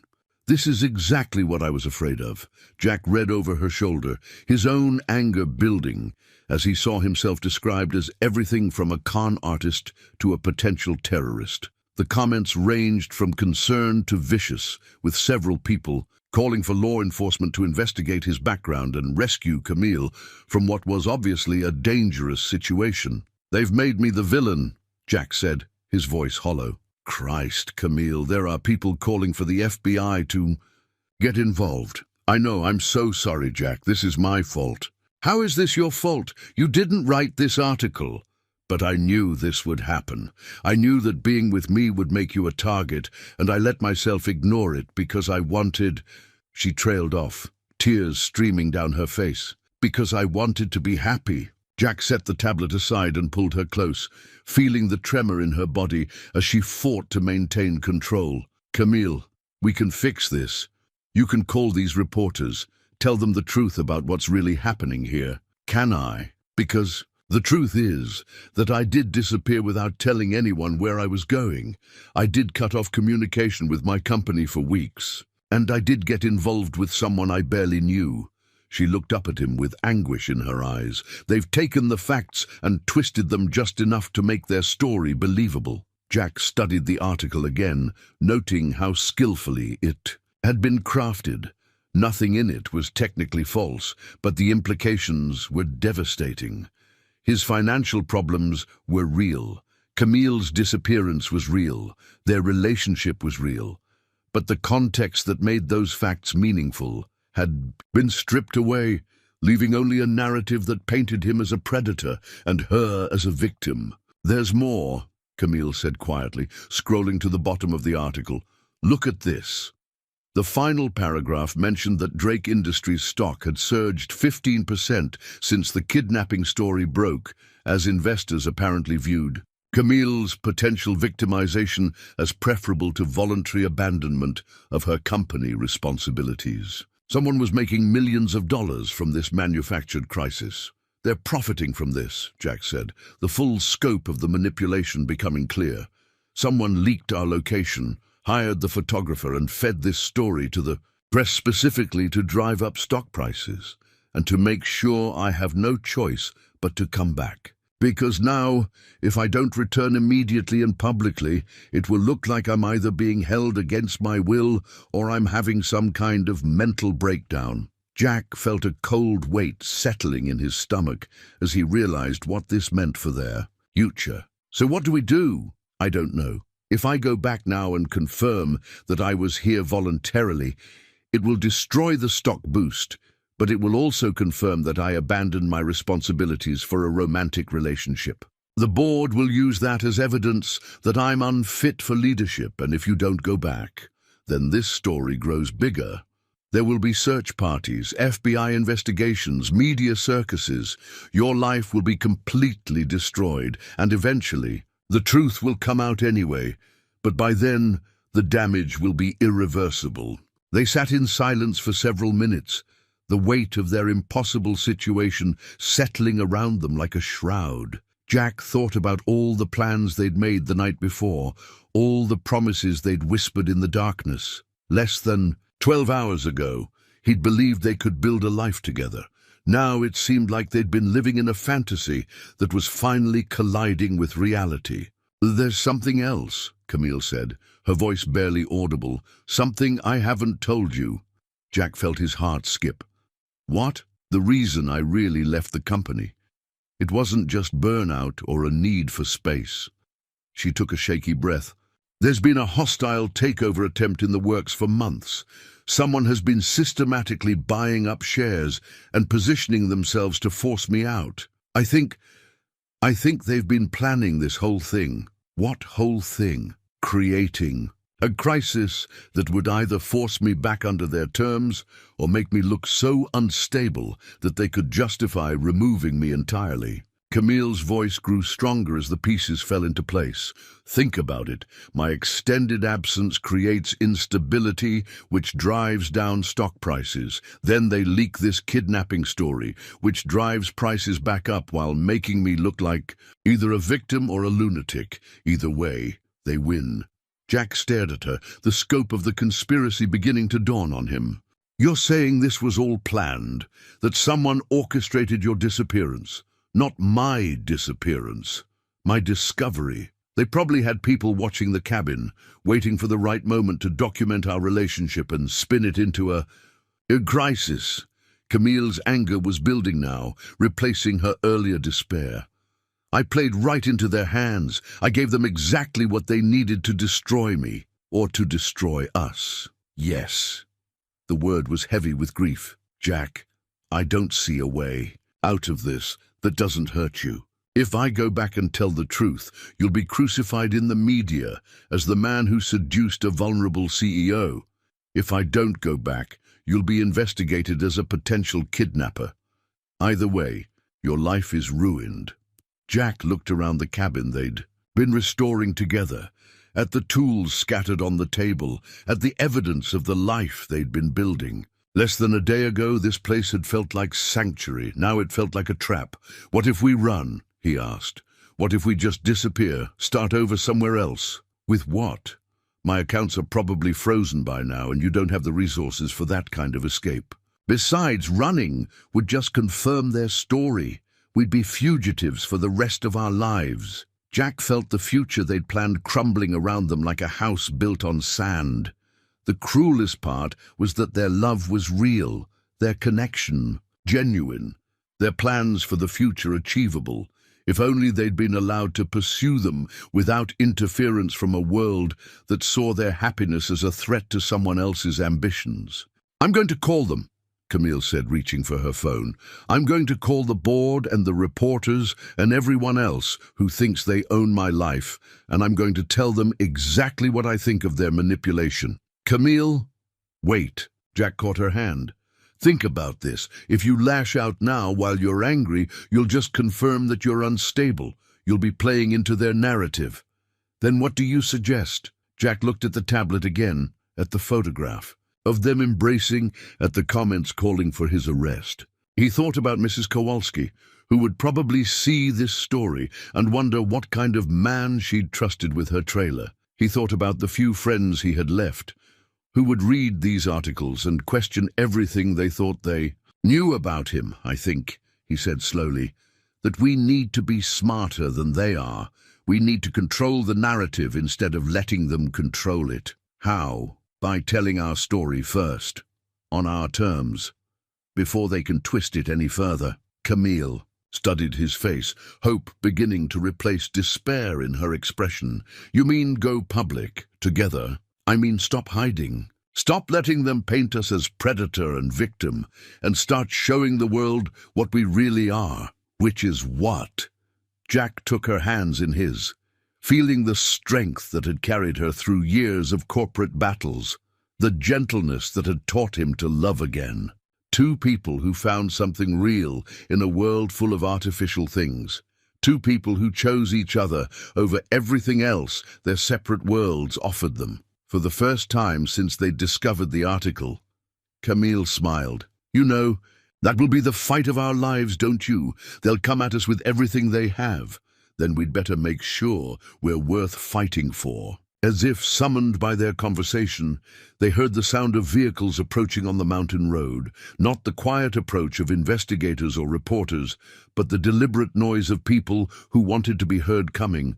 Jack and Camille looked at each other, and in that moment he saw her transform. The frightened woman who'd been hiding in the mountains disappeared, replaced by the CEO who'd built an empire from nothing. But this time, she wasn't facing the fight alone. "Ready?" she asked. "Ready," Jack replied, and meant it. Whatever came next, they would face it together. The world might try to tear them apart, but it would have to go through both of them to do it. The legal documents arrived by helicopter, which should have been Jack's first clue that this was bigger than corporate gamesmanship. The aircraft landed in the clearing beside the cabin at exactly 9 a.m., disgorging 3 people in dark suits, who moved with the efficiency of a military operation.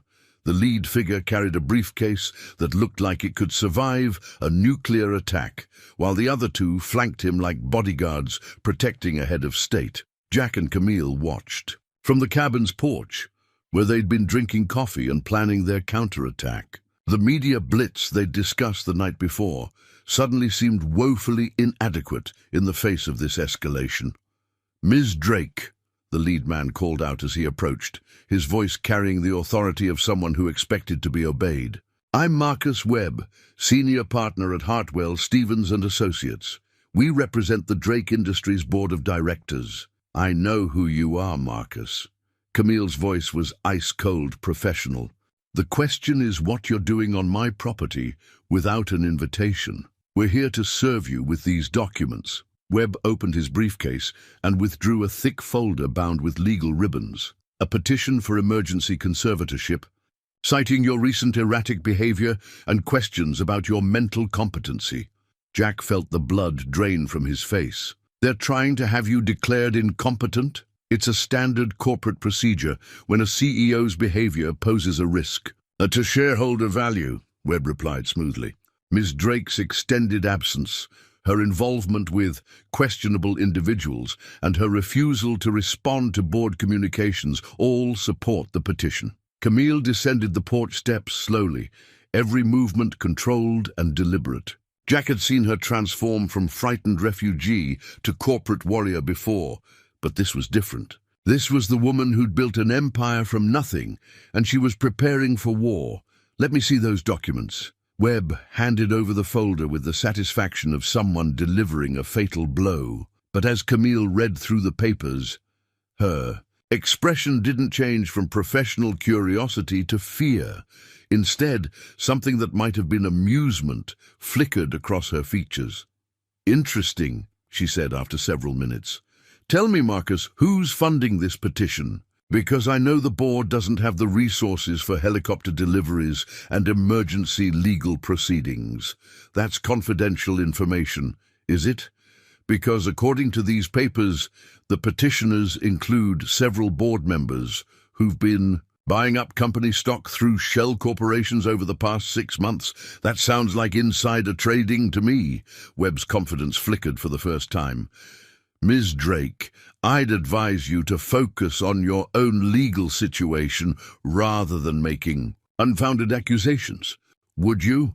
Because I'm looking at a conspiracy to manipulate stock prices through manufactured crises, force the removal of a sitting CEO through fraudulent mental health claims, and orchestrate what amounts to a corporate coup." Camille's smile was sharp enough to cut glass. How much did they pay you to deliver these papers personally, Marcus? Because if it was less than your normal rate for treason, you got screwed. Jack watched this exchange with growing admiration and terror. Camille was magnificent when she was angry. Brilliant, focused, absolutely ruthless in defense of what she cared about. But he could also see that they were dealing with people who had resources and connections that went far beyond normal corporate warfare. "Ms. Drake," Webb said, his tone becoming threatening, "I'd strongly advise you to consider the implications of your situation. Your association with Mr. Brenner has already raised serious questions about your judgment. Continuing to resist the board's reasonable concerns will only make things worse. Worse for whom? For everyone involved.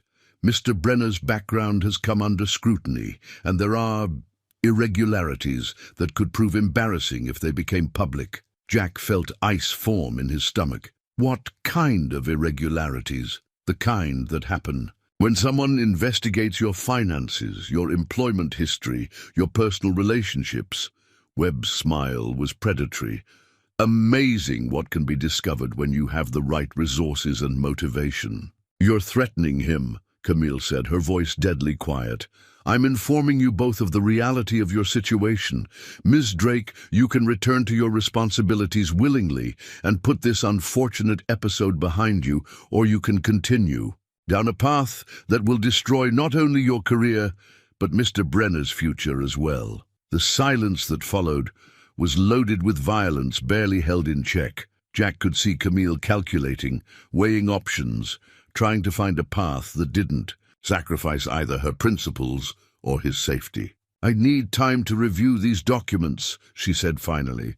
"You have 24 hours to respond. After that, the petition moves forward regardless of your cooperation." Webb and his companions returned to their helicopter, leaving Jack and Camille standing in the artificial wind generated by its departure. The machine rose into the morning sky like a mechanical predator, disappearing beyond the mountain peaks with military precision. "They're not bluffing," Camille said once the noise faded. "A conservatorship would give them complete control over my assets, my company, even my personal decisions. I'd be legally declared incompetent to manage my own life." "Can they actually do that? If they can prove I'm mentally unstable, yes. And unfortunately, disappearing into the mountains for weeks without explanation, getting involved with someone I barely knew, and refusing to respond to corporate communications could all be interpreted as evidence of instability." Jack looked at the legal documents in her hands, thick with official seals and threatening language. "What about the insider trading angle? Can't you fight back with that?" "I can try, but proving it would take months, maybe years. And in the meantime, they'd have control of everything." Camille sank onto the porch steps, suddenly looking exhausted. "Jack, I think they've beaten us. They've created a situation where any choice I make hurts someone I care about." "What do you mean? If I fight this, they'll destroy you. Your finances, your reputation, maybe even your freedom. They'll manufacture evidence if they have to. But if I give in and return to the company, I'll be admitting that our relationship was a mistake, a sign of mental instability that required corporate intervention to correct." Jack sat beside her, studying the mountains that surrounded their sanctuary. 3 weeks ago, this place had felt like the middle of nowhere. Now it felt like the center of a storm that was gathering strength with each passing hour. "There's a third option," he said quietly, "which is we disappear, really disappear this time. Take whatever money you can access and vanish completely." Camille was quiet for a long moment. "I've thought about that. But running would mean abandoning 10,000 employees, billions in shareholder value, and a company I spent 15 years building. It would also mean living as fugitives for the rest of our lives. Would that be so bad if we had each other? Jack, you don't understand what that would really mean. We'd never be able to use credit cards, rent apartments in our real names, or have any kind of normal life.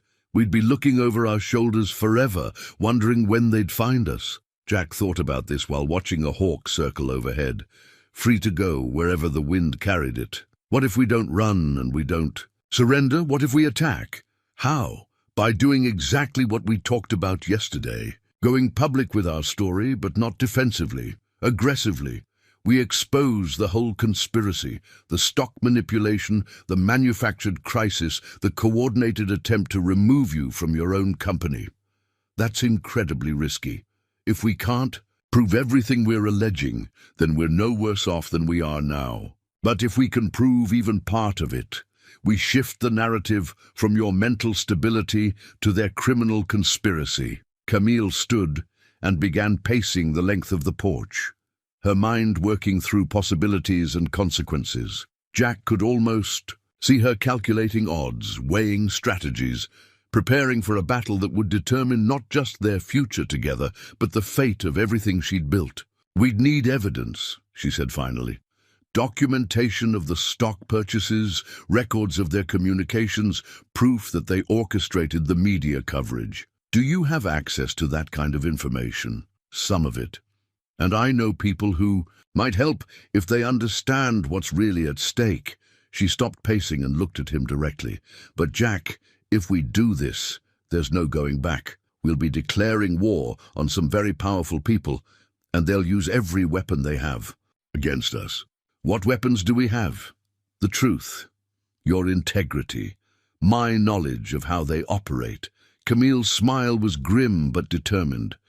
"And the fact that they've underestimated both of us. They spent the rest of the morning planning their counterattack."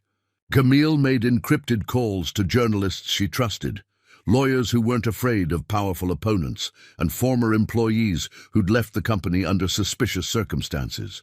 Jack researched the board members named in the conservatorship petition, tracing connections and financial relationships that painted a picture of coordinated manipulation. By afternoon, they had the skeleton of a strategy, a press conference. The next morning, coordinated media releases and a lawsuit alleging securities fraud and conspiracy. It was aggressive, risky, and potentially devastating to everyone involved. "Are you sure about this?" Camille asked as they reviewed their plans. "Once we start, they'll come at us with everything they have. Your life will never be private again." Jack looked around the cabin they'd been restoring together, at the evidence of the life they'd begun to build. Then he looked at Camille.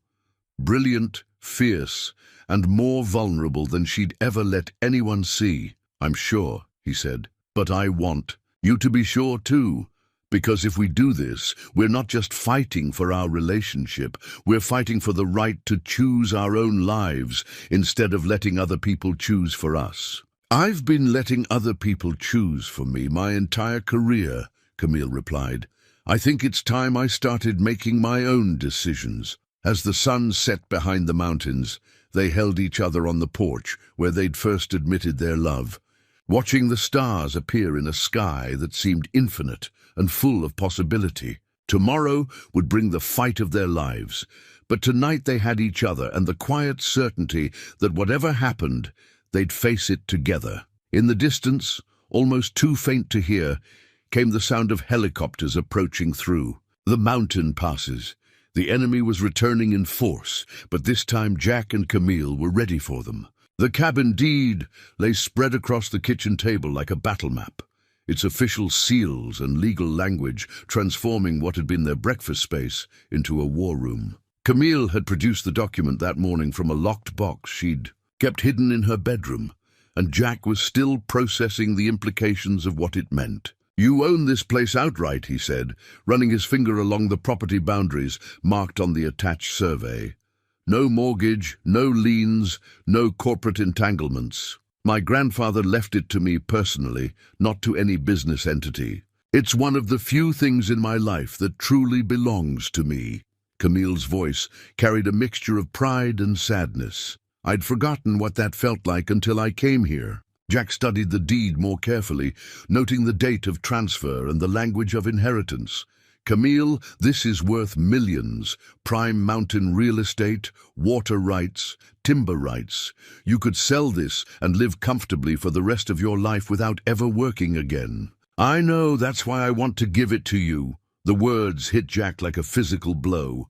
He looked up from the document to find Camille watching him with absolute seriousness, no trace of jest or impulse in her expression. "You want to what? Transfer. Ownership to you. Today, before the press conference, before the legal battle really begins."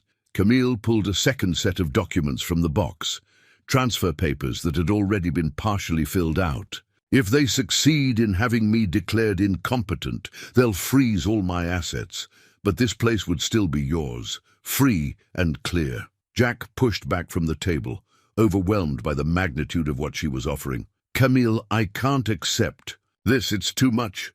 It's not a gift, it's an investment. In us, in our future, in the possibility that we can build something that belongs to us instead of to shareholders or board members or anyone else who thinks they have a claim on our lives. But if things don't work out between us, then you'll own a beautiful piece of property, and I'll have the satisfaction of knowing it went to someone who appreciates what it really represents." Camille's smile was soft but determined. "Jack, you've shown me what it means to build something with your own hands, to create value that isn't measured in stock prices or quarterly reports.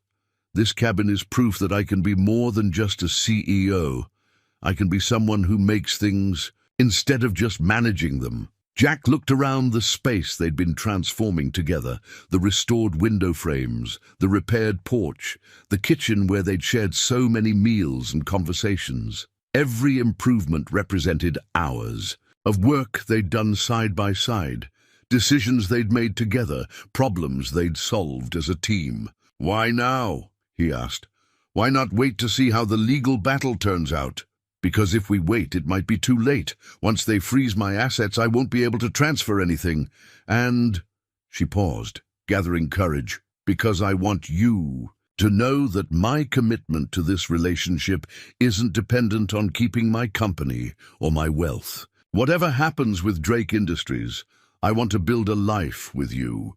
The sound of approaching vehicles interrupted Jack's response. Through the kitchen window, they could see a convoy of cars and trucks making their way up the mountain road. Reporters, camera crews, and the advance team for the press conference they'd scheduled for noon. "They're early," Camille observed, checking her watch. "We still have an hour before the scheduled start. Maybe they got wind of what we're planning to reveal." Jack watched the vehicles deploy around the cabin clearing with military precision. Satellite trucks extended their equipment, while camera crews set up shots of the cabin from multiple angles. Within minutes, their peaceful sanctuary had been transformed into a media circus. "Miss Drake," a reporter called out as soon as Camille appeared on the porch. "Can you comment on the board's petition for conservatorship?" "That's what the press conference is for," Camille replied smoothly, but Jack could see the tension in her shoulders as she faced the crowd of journalists and cameras. "Mr. Brenner," another voice called out, "how do you respond to allegations that you've been manipulating Ms. Drake for financial gain?" Jack felt anger flare in his chest, but Camille's hand on his arm reminded him to stay calm. They'd anticipated these questions, prepared responses that would serve their larger strategy. "Mr. Brenner and I will address all questions during our formal statement," Camille said. "Until then, you're on private property, and I'd appreciate if you'd respect appropriate boundaries." But even as she spoke, Jack could see more vehicles arriving, not just media, but official-looking cars with government plates and SUVs that screamed corporate power. Whatever battle they'd planned to fight was about to get much bigger and more complicated. "Camille," he said quietly, "I think we need to accelerate our timeline." She followed his gaze to the new arrivals and nodded grimly. "Get the transfer papers. If we're going to do this, it has to be now." They retreated to the cabin while chaos organized itself in the clearing outside.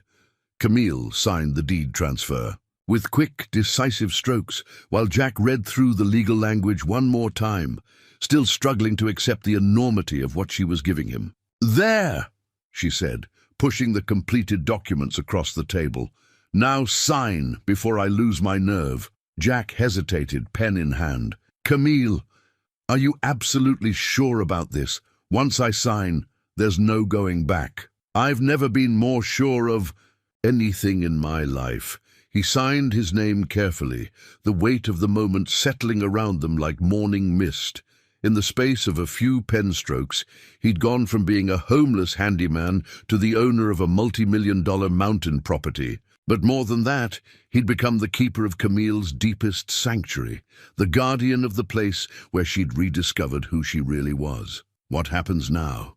he asked. "Now we go outside and tell the world our story. The real story, not the version they've been fed by people who think they own us." But before they could move toward the door, it burst open to admit Marcus Webb and two other men in expensive suits, followed closely by a woman Jack didn't recognize, but who carried herself with the authority of a federal agent. "Ms. Drake," Webb said, his voice triumphant, "I'm here to serve you with an emergency injunction, preventing you from making any financial transfers or business decisions pending resolution of the conservatorship petition." Camille looked at the legal papers he thrust toward her, then at Jack, then back at Webb with a smile that was pure predatory satisfaction. "I'm afraid you're about 5 minutes too late, Marcus.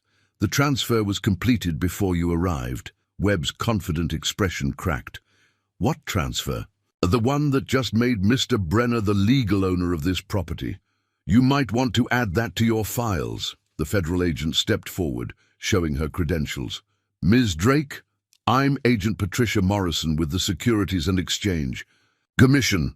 We have some questions about recent trading activity in Drake Industries stock." Jack felt the situation spiraling beyond their control. What had started as a press conference to tell their side of the story was becoming a three-ring circus of legal proceedings, federal investigations, and corporate warfare. "Gentlemen, lady," Camille said with icy politeness, "unless you have warrants or court orders, you're trespassing on private property, Mr. Brenner's private property, to be specific." All eyes turned to Jack, who suddenly found himself at the center of a power struggle he barely understood. The woman he loved had just made him a millionaire and simultaneously handed him the responsibility for protecting both their futures. "She's right," he said, his voice steadier than he felt. "This is private property, and I'm asking all of you to leave unless you have legal authority to be here." "Mr. Brenner," Agent Morrison said, "we're investigating potential securities fraud and market manipulation. Your cooperation would be appreciated." "Then you can make an appointment through my attorney," Jack replied, the words feeling strange in his mouth. A week ago, he hadn't been able to afford a lawyer. Now he was talking like someone who had teams of them. Webb tried a different approach. "Mr. Brenner, you should understand that accepting this property transfer could make you complicit in Ms. Drake's alleged financial improprieties. You might want to reconsider your position." Jack looked at Camille, who was watching him with a mixture of pride and anxiety. He thought about the past weeks, about the woman who'd taught him to make perfect scrambled eggs and learned to sand wood with such careful attention. He thought about the way she'd touched his injured back with healing hands, the way she'd looked at him like he was someone worth loving. "My position," Jack said clearly, "is that Camille Drake is the most competent, intelligent, and principled person I've ever met. If you think she's done something wrong, prove it in court. Until then, get off our property." The silence that followed was loaded with implications and threats. Jack could see Webb calculating new strategies while Agent Morrison assessed the situation for federal involvement. But he could also see something else in Camille's expression: gratitude, love, and the fierce determination of someone who'd found something worth fighting for. "This isn't over," Webb said finally. "No," Camille replied, moving to stand beside Jack. "It's just beginning." As the officials retreated to regroup with the media circus outside, Jack and Camille stood in their kitchen now, holding hands and preparing for the battle that would determine whether love and truth could triumph over power and manipulation. Outside, cameras were rolling and reporters were shouting questions. But inside the cabin, two people who'd chosen each other over everything else their separate worlds had offered them were ready to fight for the right to build a life together. The house keys were simple brass, worn smooth by decades of use, hanging from a keychain that read, "Home Sweet Home," in faded blue letters. Jack turned them over in his palm as he and Camille stood on the porch, looking out at the media circus that had transformed their sanctuary into a battlefield. These keys to the cabin that was now legally his represented everything they were fighting for and everything they stood to lose. "Ready?" Camille asked, straightening her shoulders and transforming once again into the CEO who'd built an empire. "From nothing. Ready," Jack replied, though his heart was pounding so hard he was sure the microphones would pick it up. They walked down the porch steps together, facing a sea of cameras and reporters who had been waiting for this moment. Jack counted at least 30 journalists, plus camera crews from major networks, plus the government officials who'd retreated to the edge of the clearing, but were obviously recording everything. Camille stepped up to the makeshift podium someone had set up, looking completely comfortable under the glare of media attention. Jack stood beside her, acutely aware that his every expression was being broadcast live to millions of people around the world. "Thank you all for coming," Camille began, her voice carrying clearly across the clearing. "I called this press conference to address the false narratives and malicious speculation that have been circulating about my personal life and professional decisions." A reporter immediately shouted a question, but Camille continued without acknowledging the interruption. "3 weeks ago, I made a personal decision to take time away from my company responsibilities to reassess my priorities and determine how I wanted to spend the rest of my life. During that time, I met Jack Brenner, a skilled craftsman who was hired to restore this cabin. What began as a professional relationship developed into something personal and meaningful." Jack felt the weight of hundreds of eyes on him as cameras zoomed in for close-ups. He'd never imagined he'd be standing in front of the world's media, defending his relationship with one of America's most powerful CEOs. "Mr. Brenner and I fell in love," Camille continued, her voice growing stronger. "Not because he sought me out for my wealth. He didn't even know who I was when we met. Not because I was seeking a romantic escape from corporate pressure. I was seeking solitude and space to think. We fell in love because we discovered that we share values, mutual respect, and a vision for what a meaningful life could look like." Another barrage of shouted questions, which Camille again ignored. "What we discovered here, together, is that it's possible to build something real and lasting through honest work, genuine connection, and shared commitment to each other's well-being. Unfortunately, certain parties have attempted to weaponize our relationship for their own financial and political gain." Marcus Webb stepped forward from the crowd, his face flushed with anger. "Ms. Drake, you abandoned your fiduciary responsibilities to 10,000 employees and billions in shareholder value for a romantic affair with a man you barely knew." Camille's smile was ice-cold. "Marcus, I'm glad you brought that up, because what you just described as abandonment, I call taking the first vacation I've had in 5 years. And what you call a romantic affair, I call falling in love and getting engaged." The crowd erupted. Jack felt his knees nearly buckle as reporters shouted questions about engagement rings and wedding plans, while cameras swiveled to capture his shocked expression. "That's right," Camille continued, reaching for Jack's hand. "This morning, Jack Brenner asked me to marry him, and I said yes, not because he wants my money. In fact, he's spent the past hour trying to convince me to take back the property. Deed I transferred to him as an engagement gift. He asked me to marry him because we've discovered that we're better together than we are apart." Jack stared at her, his mind reeling.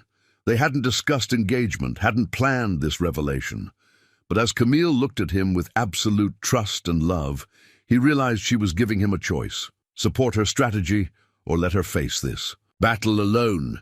Ms. Drake," he said clearly, loud enough for all the microphones to pick up, "I asked you to marry me because you're the most remarkable person I've ever known, not because you're wealthy or powerful, but because you're kind, intelligent, hardworking, and brave enough to choose love over fear."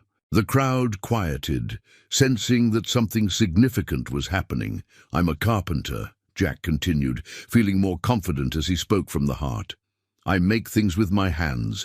I fix things that are broken, and I try to leave places better than I found them." Camille saw that in me when no one else did. She worked beside me, learned my trade, shared my meals, and treated me like an equal partner in everything we did together. Agent Morrison pushed forward from the crowd. "Mr. Brenner, are you aware that Ms. Drake transferred millions of dollars in real estate to you this morning? How do you explain that if not as payment for services rendered?" "I can explain it very simply," Jack replied.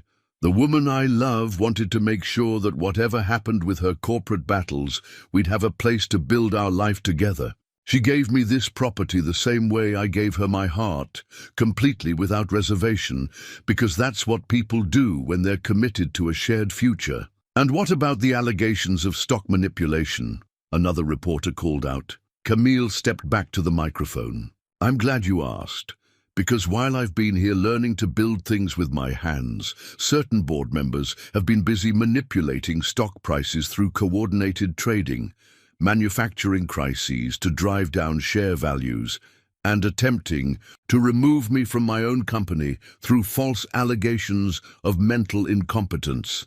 She pulled out a folder thick with documents.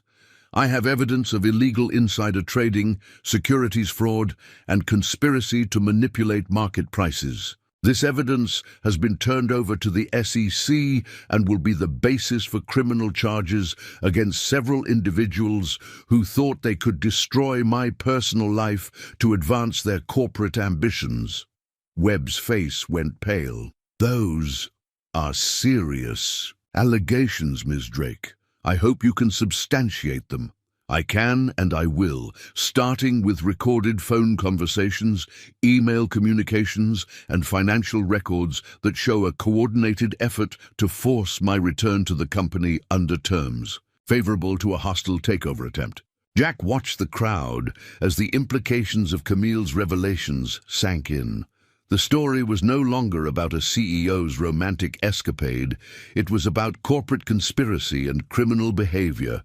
The narrative had shifted completely. Furthermore, Camille continued, "I'm announcing my intention to step down as CEO of Drake Industries, effective immediately. Not because I've been forced out by corporate manipulation, but because I've discovered that there are more important things than corporate success. I'm choosing to build a life based on love, creativity, and meaningful work, rather than endless pursuit of profit and power." The crowd exploded with questions, but Camille held up her hand for silence. "Jack and I will be moving forward with our engagement and our life together. We'll be restoring this cabin and the surrounding property, and I'll be starting a foundation. He focused on supporting craftspeople and traditional building arts. As for Drake Industries, I'm confident that the talented people who work there will continue to innovate and succeed without my involvement." She stepped back from the microphone and looked at Jack with the expression that asked, "Are you with me?" Jack stepped forward, taking the microphone in hands that were steadier than he'd expected. "I want to say something to everyone who's been following this story," he said. 3 weeks ago, I was a man who'd lost almost everything. My wife to cancer, my savings to medical bills, my home to financial hardship. I came here looking for work that would put food on my table and a roof over my head." He paused, looking directly into the cameras. "What I found was a woman who saw past my circumstances to who I really was. A woman who worked beside me not because she had to, but because she wanted to learn and contribute. A woman who treated me with respect and kindness when I had nothing to offer except honest work and genuine care." Jack's voice grew stronger as he continued.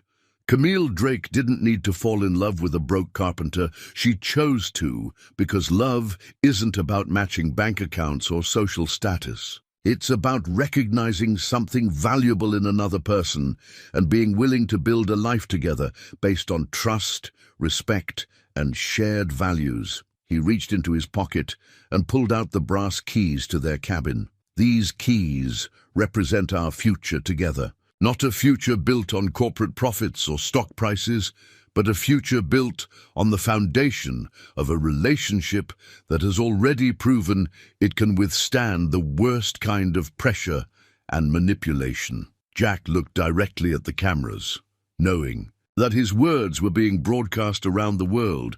We're not running away from anything. We're running towards something better, a life where we measure success by the strength of our relationship, the beauty of what we build together, and the positive impact we have on the people around us. He stepped back and took Camille's hand, and together they faced the storm of questions and camera flashes that followed. But Jack wasn't focused on the media circus anymore. He was looking at the woman beside him, the woman who'd chosen him over everything else her world had to offer, and planning the life they were going to build together in the sanctuary they'd found in the mountains. The keys to that future were literally in his hand, and for the first time in years, Jack Brenner knew exactly where he was going. The 2 coffee mugs sat on the kitchen table where they'd been placed every morning for the past 6 months, their ceramic surfaces worn smooth by daily use and careful washing. One was blue with a chip on the handle that Jack had been meaning to repair but had grown fond of instead.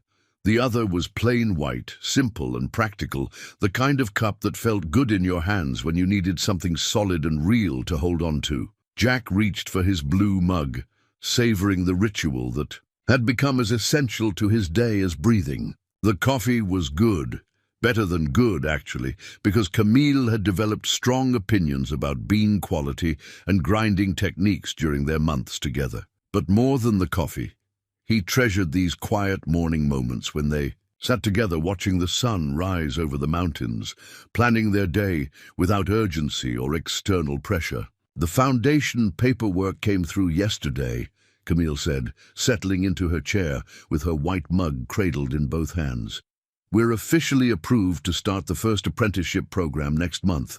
Jack smiled, remembering the long nights they'd spent designing the program that would bring young people to their mountain property to learn traditional building crafts from master artisans. The Brenner Drake Foundation for Traditional Arts had grown from a casual conversation into a full-fledged organization that was already attracting attention from craftspeople around the country.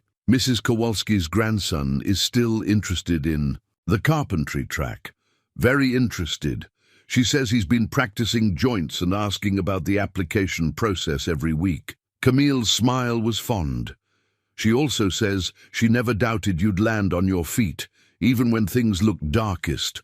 Jack thought about Mrs. Kowalski, who had indeed rented his trailer space to someone else, but had called to congratulate him when the story of his relationship with Camille had shifted from scandal to fairy tale. The media narrative had changed completely once the corporate conspiracy had been exposed, transforming them from predator and victim into a modern love story that people couldn't get enough of. Any word on the criminal proceedings? Marcus Webb and 3 board members were indicted last week. The SEC is calling it one of the most sophisticated market manipulation schemes they've seen. Camille's expression grew serious. They're facing serious prison time if convicted. Jack nodded, still amazed by how quickly the legal situation had resolved once Camille's evidence had been presented to federal investigators. The stock manipulation scheme had been even more extensive than they'd realized, involving multiple companies and potentially hundreds of millions in illegal profits. "Do you ever regret it?" he asked, the question that had been on his mind more frequently as the dust settled from their public battle. Walking away from the company, giving up that life. Camille was quiet for a moment, looking out the kitchen window at the garden they'd been expanding throughout the summer. Rows of vegetables grew in neat lines between fruit trees they'd planted in the spring, and a greenhouse Jack had built stood ready for the winter crops they'd planned together. "I regret that it took me so long to realize what I really wanted," she said finally. "I regret the years I spent building something that ultimately belonged more to other people than to me, but walking away from it, choosing this life with you. I've never been more certain of anything," Jack followed her gaze to the garden, then beyond it to the workshop, where 3 apprentice carpenters were already at work despite the early hour.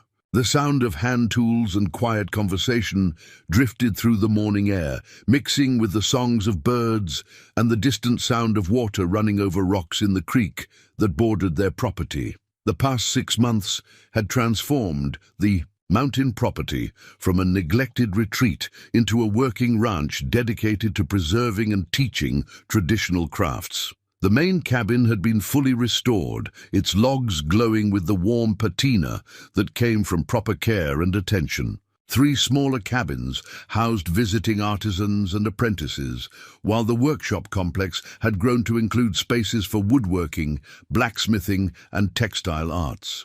"I love watching you work with the apprentices," Camille said, interrupting his thoughts. "You have your father's gift for teaching, but you explain things in ways that make sense to modern minds. They're good kids, eager to learn, respectful of the traditions." Jack smiled, thinking about the young woman who'd driven up from California to learn timber framing, or the former tech worker who discovered a passion for hand-tool woodworking. "Sometimes I think we're not just teaching them crafts, we're showing them that there are alternatives to the world that told them success only comes from climbing corporate ladders. Is that what we're doing? Providing alternatives? Among other things." Jack reached across the table and took her hand, marveling as he did every day at how natural the gesture had become. "Mostly, I think we're proving that it's possible to build a life based on what you value instead of what other people expect from you." They sat in comfortable silence, watching the morning light strengthen and spread across the valley below them. The nearest neighbor was 5 miles away, the nearest town 15 miles of winding mountain road, yet Jack had never felt less isolated. The steady stream of visiting artisans, apprentices, and craftspeople had created a community that felt both intimate and connected to the larger world. "Jack," Camille said softly, "do you remember what you said the first morning we had coffee together? About Sarah teaching you that the most generous thing you could give someone was space to be themselves without judgment?" "I remember. I've been thinking about that a lot lately, about how rare that kind of generosity really is and how much courage it takes to offer it." She looked at him directly, her eyes bright with unshed tears. "You gave me that gift from the very beginning. You saw who I could be instead of who I was supposed to be." Jack felt his throat tighten with emotion. "You gave me the same gift. When I had nothing to offer except honest work, you treated me like someone worth knowing. We saved each other." "We did." The sound of footsteps on the porch interrupted their moment, followed by a gentle knock on the door. Jack opened it too. "Find Elena, one of their textile apprentices, holding a package that had obviously arrived by overnight delivery." "This came for you, Ms. Drake," Elena said, handing over the package with obvious curiosity. "The driver said it was urgent." Camille examined the return address and smiled. "It's from my sister. I think she's finally ready to visit." Jack had heard stories about Camille's younger sister, a teacher in Oregon, who had been wary of the media, attention surrounding their relationship, but supportive of Camille's choices. The prospect of meeting more of Camille's family filled him with nervous excitement. "What do you think she sent?" Camille opened the package carefully, revealing a wooden box that was clearly handmade. Inside, nestled in tissue paper, were 2 ceramic mugs, one blue, one white, but clearly crafted as a pair by someone who understood the importance of simple, beautiful objects. A note was tucked inside. "For your morning coffee ritual. I made these in my pottery class, thinking about the new tradition you're building together. Can't wait to meet the man who helped my sister remember who she really is. Love, Rebecca." Jack picked up one of the new mugs, admiring the weight and balance, the slight variations that marked it as handmade rather than mass-produced. "They're beautiful. They're perfect." Camille held the other mug, comparing it to their well-worn daily cups. "Should we retire the old ones?" Jack looked at their chipped and stained mugs, then at the pristine new ones, then back at Camille. "What do you think?" "I think," Camille said, setting down the new mug and picking up her familiar white cup, that these new ones will be perfect for special occasions and visiting family. But these old ones have too much history to retire. Jack nodded, understanding completely. The mugs they'd been using had witnessed their first tentative conversations, their growing intimacy, their plans for the future, and their quiet celebrations of small daily victories. They'd held coffee during legal battles and romantic mornings, through seasons of uncertainty and months of building something lasting together. Besides, Camille added with a smile, I like the chip in yours. It makes it uniquely ours. They returned to their morning routine, but with a new awareness of how much their simple rituals meant. In 6 months, they'd gone from strangers to partners, to fiancés, to business collaborators, to the founders of an enterprise that was already making a difference in dozens of young lives. But the foundation of it all remained these quiet morning moments when they planned their day together over coffee and conversation. What's on the schedule today? Jack asked, though he already knew the answer. Workshop supervision until lunch, foundation paperwork this afternoon, and dinner with the new metalworking instructor who's arriving this evening. Camille paused, then smiled. And somewhere in there, I thought we might finally set a date for the wedding. Jack nearly choked on his coffee. Really? Really? I was thinking October, when the leaves are changing. Simple ceremony, just family, and the people who matter most to us. Maybe Rebecca could make our wedding mugs to go with the everyday ones. October sounds perfect. Jack reached for her hand again, still amazed by how much his life had changed since that desperate morning, when he'd found a mysterious job posting on a community bulletin board. Camille? Yes, I love you. Not for what you've given me or what you've made possible, but for who you are when it's just us, sitting here planning our day. I love you too, for seeing possibilities where other people see problems, for building things that last, and for being brave enough to choose love, even when it was risky. They finished their coffee as the sun climbed higher, painting the valley in shades of gold and green. Around them, their community was waking up.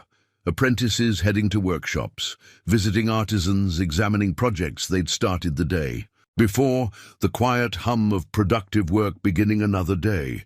But in the kitchen of the restored cabin, 2 people who'd found each other against all odds sat with their worn coffee mugs and planned a future that belonged entirely to them.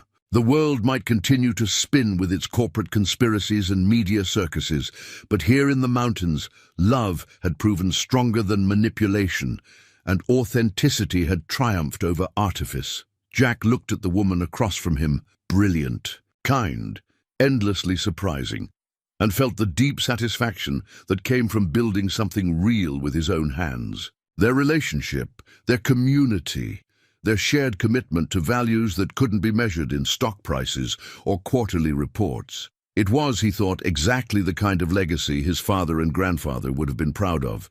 Not because it was profitable or impressive, but because it was built to last.